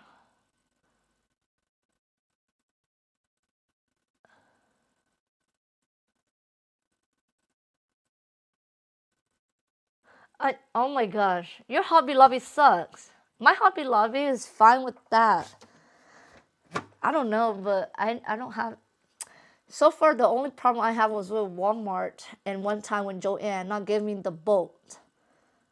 Those are the only two times. But everybody else is like super generous. They're like, well, we're throwing it away anyways. You can just take it. So they just, yeah. But sometimes they get confused because they thought you're stealing it, right? Because normally people don't buy like the whole boat, you know, they just buy a couple yard. And so when you come to the cashier and you're carrying a bolt, they thought you just took it off the rack and you're stealing it. But I mean, they shouldn't think like that because you already have that piece of paper. When they measure, they give you that piece of paper. So the stupid cashier shouldn't assume that you're stealing. I mean, if you're stealing, you wouldn't even come to the cashier, right? You wouldn't even go to the cashier. You would just walk out. That's just kind of dumb that they did that to you. Okay, that's why I'm so mad. Like, some people are not consistent, and the manager, whoever's training them, needs to teach them their policy so they can be on the same page. Because someday you'll get people that know their store policy, and then they'll give it to you. Someday you get people like that don't understand.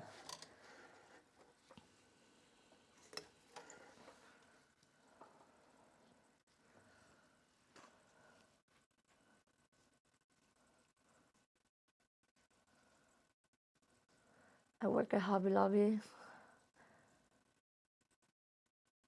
Oh, you used to work? Are you working there now, or you used to work?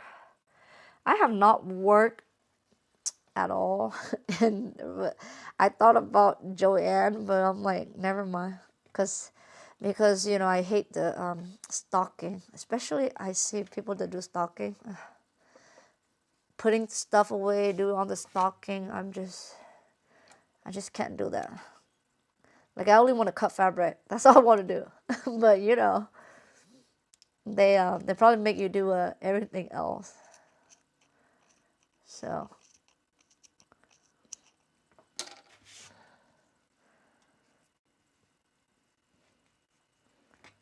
yeah, I'm sure a lot of us are sewer people that like whatever store you shop in a lot. I'm pretty sure you know the policy way before you even start working, because you're always shopping there, so you kind of know, like, you already know how their store is run. So they probably don't even have to train you that much, huh? Oh my gosh, Kate, the good thing the 2 college students at the Hobby Lobby near my house are not working there anymore. Because last year, I think they got hired for seasonal, and I went to cut fabric, and guess what? They are 19 and 20, and they are college students, and they can't even do the math.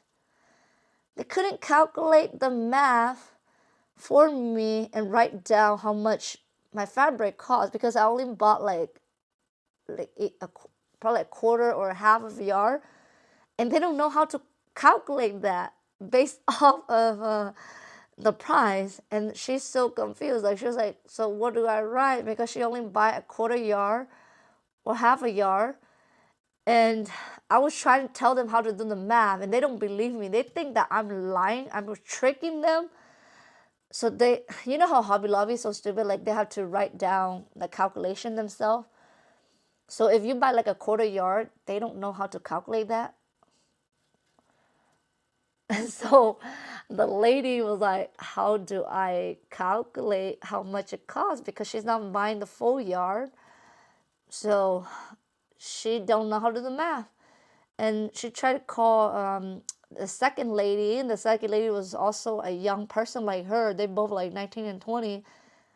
And then the second lady couldn't even do the math too. And then they have to call he was like a Asian guy, I guess. And he's really smart with math. So, but he was not there, like he was doing something else. And I got so mad at them because we waited like a whole 1 hour for the Asian guy to come and do the math for them. And it only took him like probably under 5 minutes, less than 5, probably 2 or 3 minutes. And he wrote down all the calculation for me already. And I was like, that's what I was telling you guys how to do it. Like, how do you calculate that, okay? Like, I told them that they need to multiply the sale price because it was 50% off. So they need to calculate the 50%, the sale price times the yardage that I'm buying, which is a quarter yard, right? Is that how you find out how much I'm supposed to pay? That's what I thought, and I told them that, and they don't believe me. And I was like, my goodness, you guys are college student. What kind of, it's just basic algebra. I can't do it. And I have to wait 1 whole hour for the Asian guy to come and do the calculation for all of us. I was like, that's so dumb.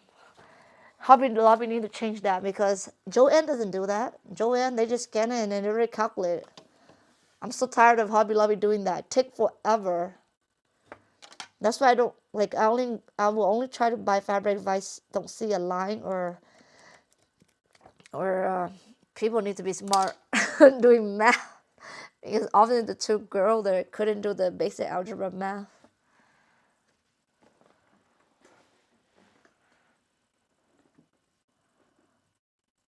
Right, Kay, that's what I'm saying. Okay, you bet. You have a good night. Thank you for hanging out with me all this time, girl. Take care.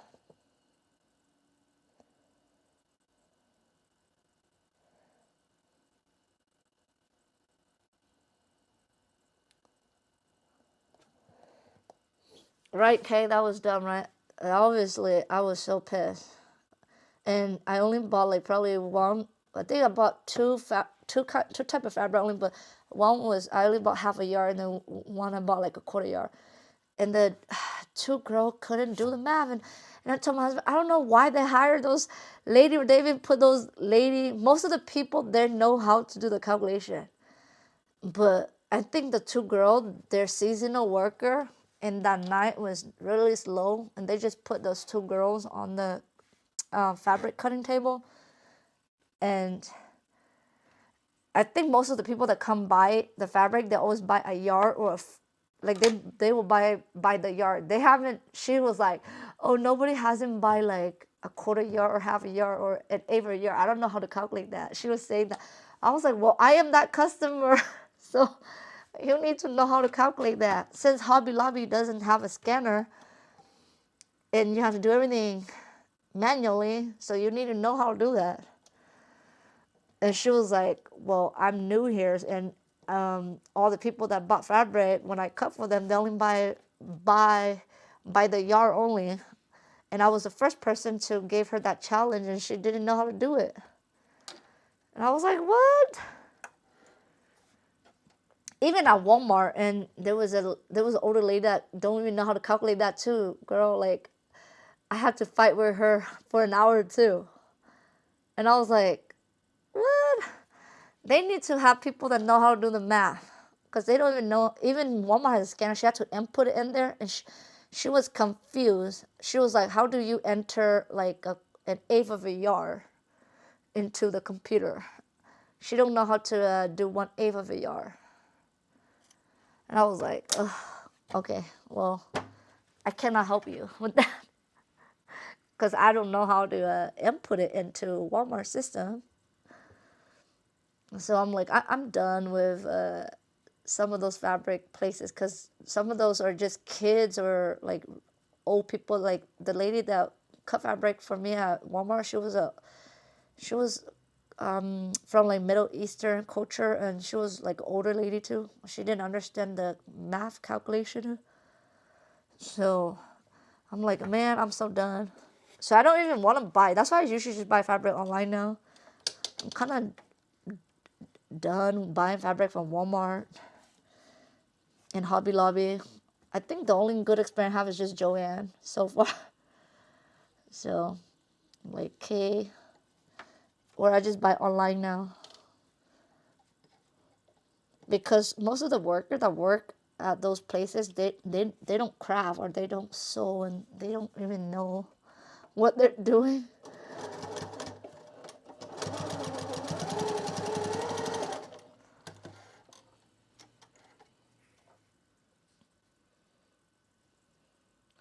Right, Kay. That's what I told her at the end. I say, aren't you guys in college? Shouldn't you guys already aren't you guys taking math? She's like, no, I'm not taking math. I was like, but this is just algebra. This is not like calculus or anything. She was like, well, I don't understand the 1/8 and the 1/4 thing. I was just like, what? They don't know their fraction.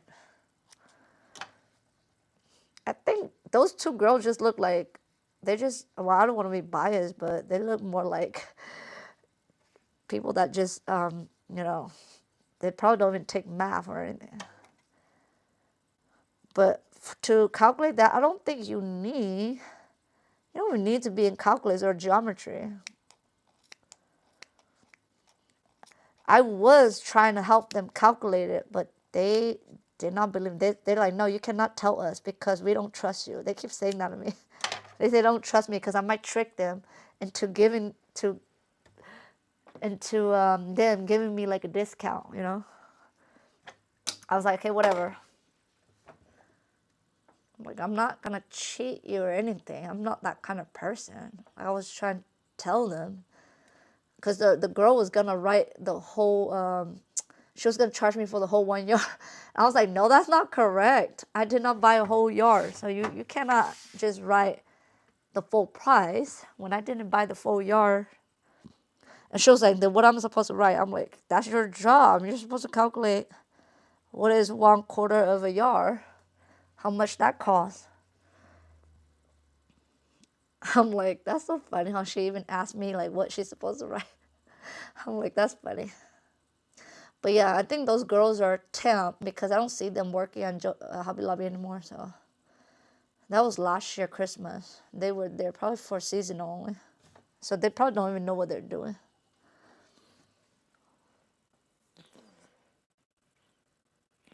Yeah, she was, Kay, because she told me everybody only come and buy a yard. Like they buy it 1 yard, 2 yard, 3 yard like that. They don't do like half a yard, quarter yard. And she didn't know how to calculate that. And she was gonna write the full yardage for me. I'm like, no, like. And then I tried to tell her that she needed to calculate correctly, and then she thought like I was trying to scam her. So she was scared that I was trying to cheat her, and then she might get in trouble. So she made me wait like an hour just for the Asian guy to come do the calculation. Because the Asian guy was busy. I think he was on break, and he didn't come back from break. And nobody else know how to do the math. The person that she asked did not know how to do it too. Both of them don't know, and they won't get a manager. And nobody wanted to get a manager, and so they waited for the Asian guy because the Asian guy was supposed to be the one at the cutting table, but he went on his 30-minute break, and left the two girls there to cut fabric, and they didn't know how to cut. So I'm just like, man, that was such a painful experience for me to wait 1 hour just for one person to come do the math.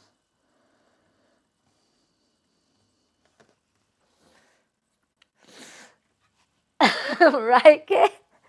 That's what I told my husband. I was so frustrated. She told me what she's supposed to write if she can't write like the price, you know. And I told her, I said, you need to write the price of a quarter yard, not a full yard. And she got confused, and she don't know like what's a quarter yard, how much is a quarter yard going to cost if I didn't buy the full yard. We were confused because I think the way I explained to her was confusing. She was confused, and we were going back and forth being confused. I mean, I know that she's not right because she was charging me for a full yard, but I even tried to help her to calculate, but she won't listen. But she was like, "No, you might trick me." She keeps saying that. I'm like, "I'm not tricking you." Yeah, I mean, I get it. She can't trust me too because sometimes there are some shady customers that do that. But I'm saying I'm not that type. But yeah, I mean, I don't trust her. She don't trust me. We don't trust each other, which is funny.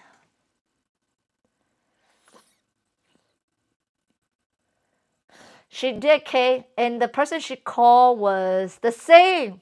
They both don't even know anything. The second person she called was another college kid, and they both are the same. They have two brains and they couldn't figure it out. And that to wait for the Asian guy that was actually at the cutting table. He was the one assigned to the cutting table. He know how to do the math. And then after that, I told the Asian guy, I said, hey, you need to teach the girls. Those girls need to know how, if they're going to cover you. It was just so funny.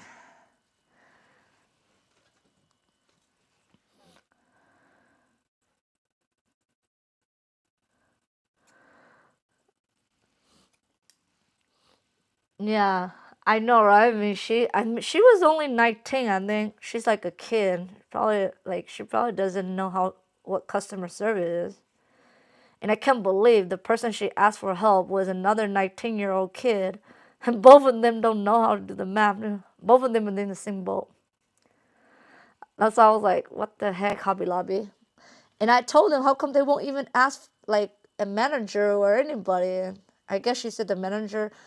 They didn't want to bother the manager because that's only something that they probably will be embarrassed that they call the manager. I think that's why they were afraid to call the manager for help, because then the manager might like yell at them like, what the hell? Like, you guys don't even know how to input like a simple fraction.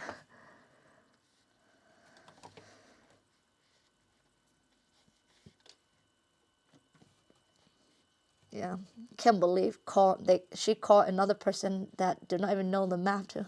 Both of them are the same.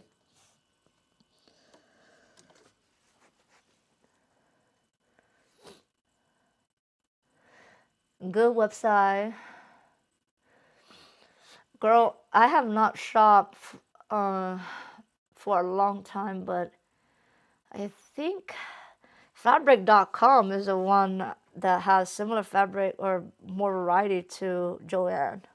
I like fabric.com. I used to shop fabric.com a lot now.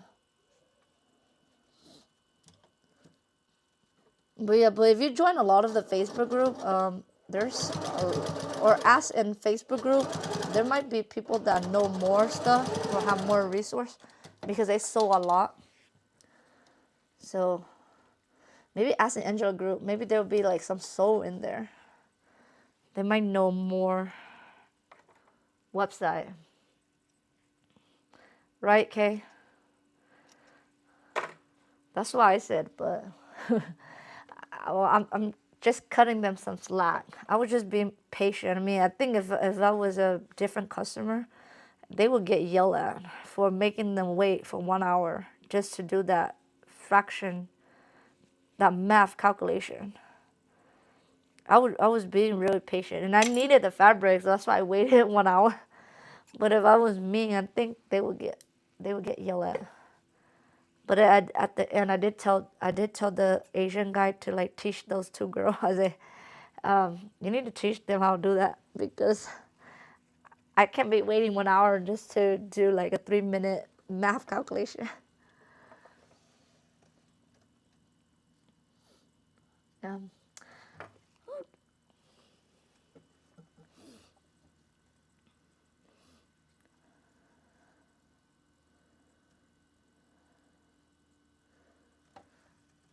Oh, we only have 5 people left. I think a lot of people is going to sleep now.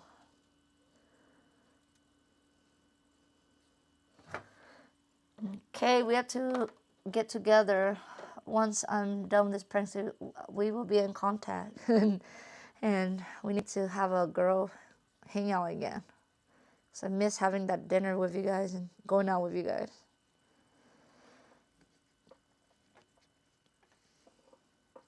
Yeah, I think I was being nice, and plus it looked like they're like kids, so they're just like young adults, don't know math.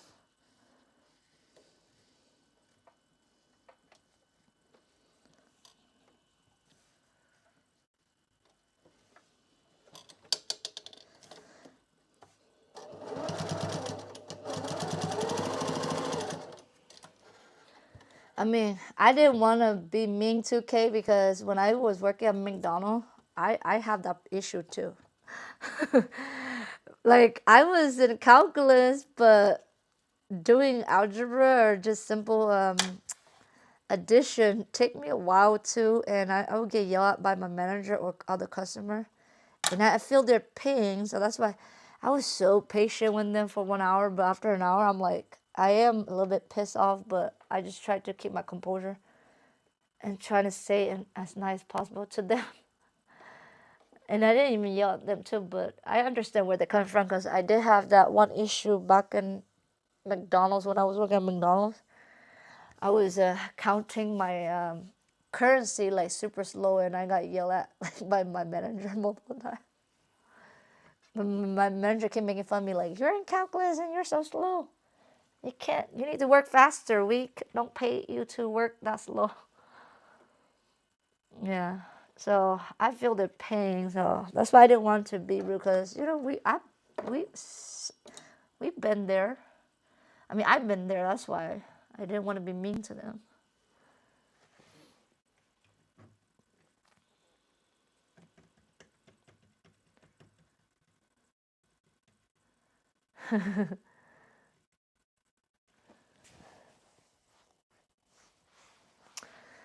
Okay, I think that's most of the thing I want to sew tonight. Man, I just sew all the little pieces. I haven't even put together anything. Okay, it's getting late, so I'm gonna let you ladies go. I think my husband probably want to come to bed already. Yeah, it's 11, so this is our sleeping era, so I really have to wrap it up. So the hubby can come to bed. So thank you for hanging out with me, Kay. Thank you, ladies, for hanging out with me tonight. I'm gonna have to let you guys go, and I did as much as I can while you guys are here chatting with me.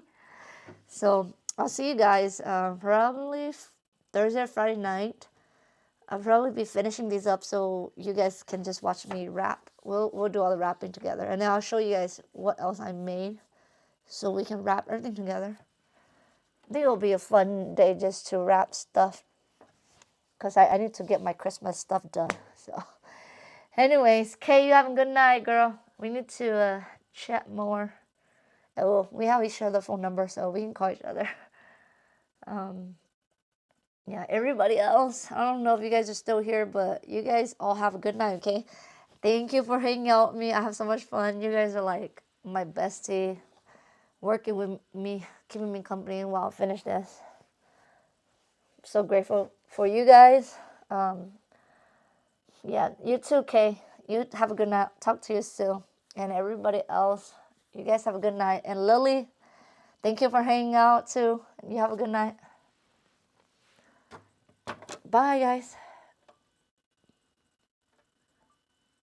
Oh.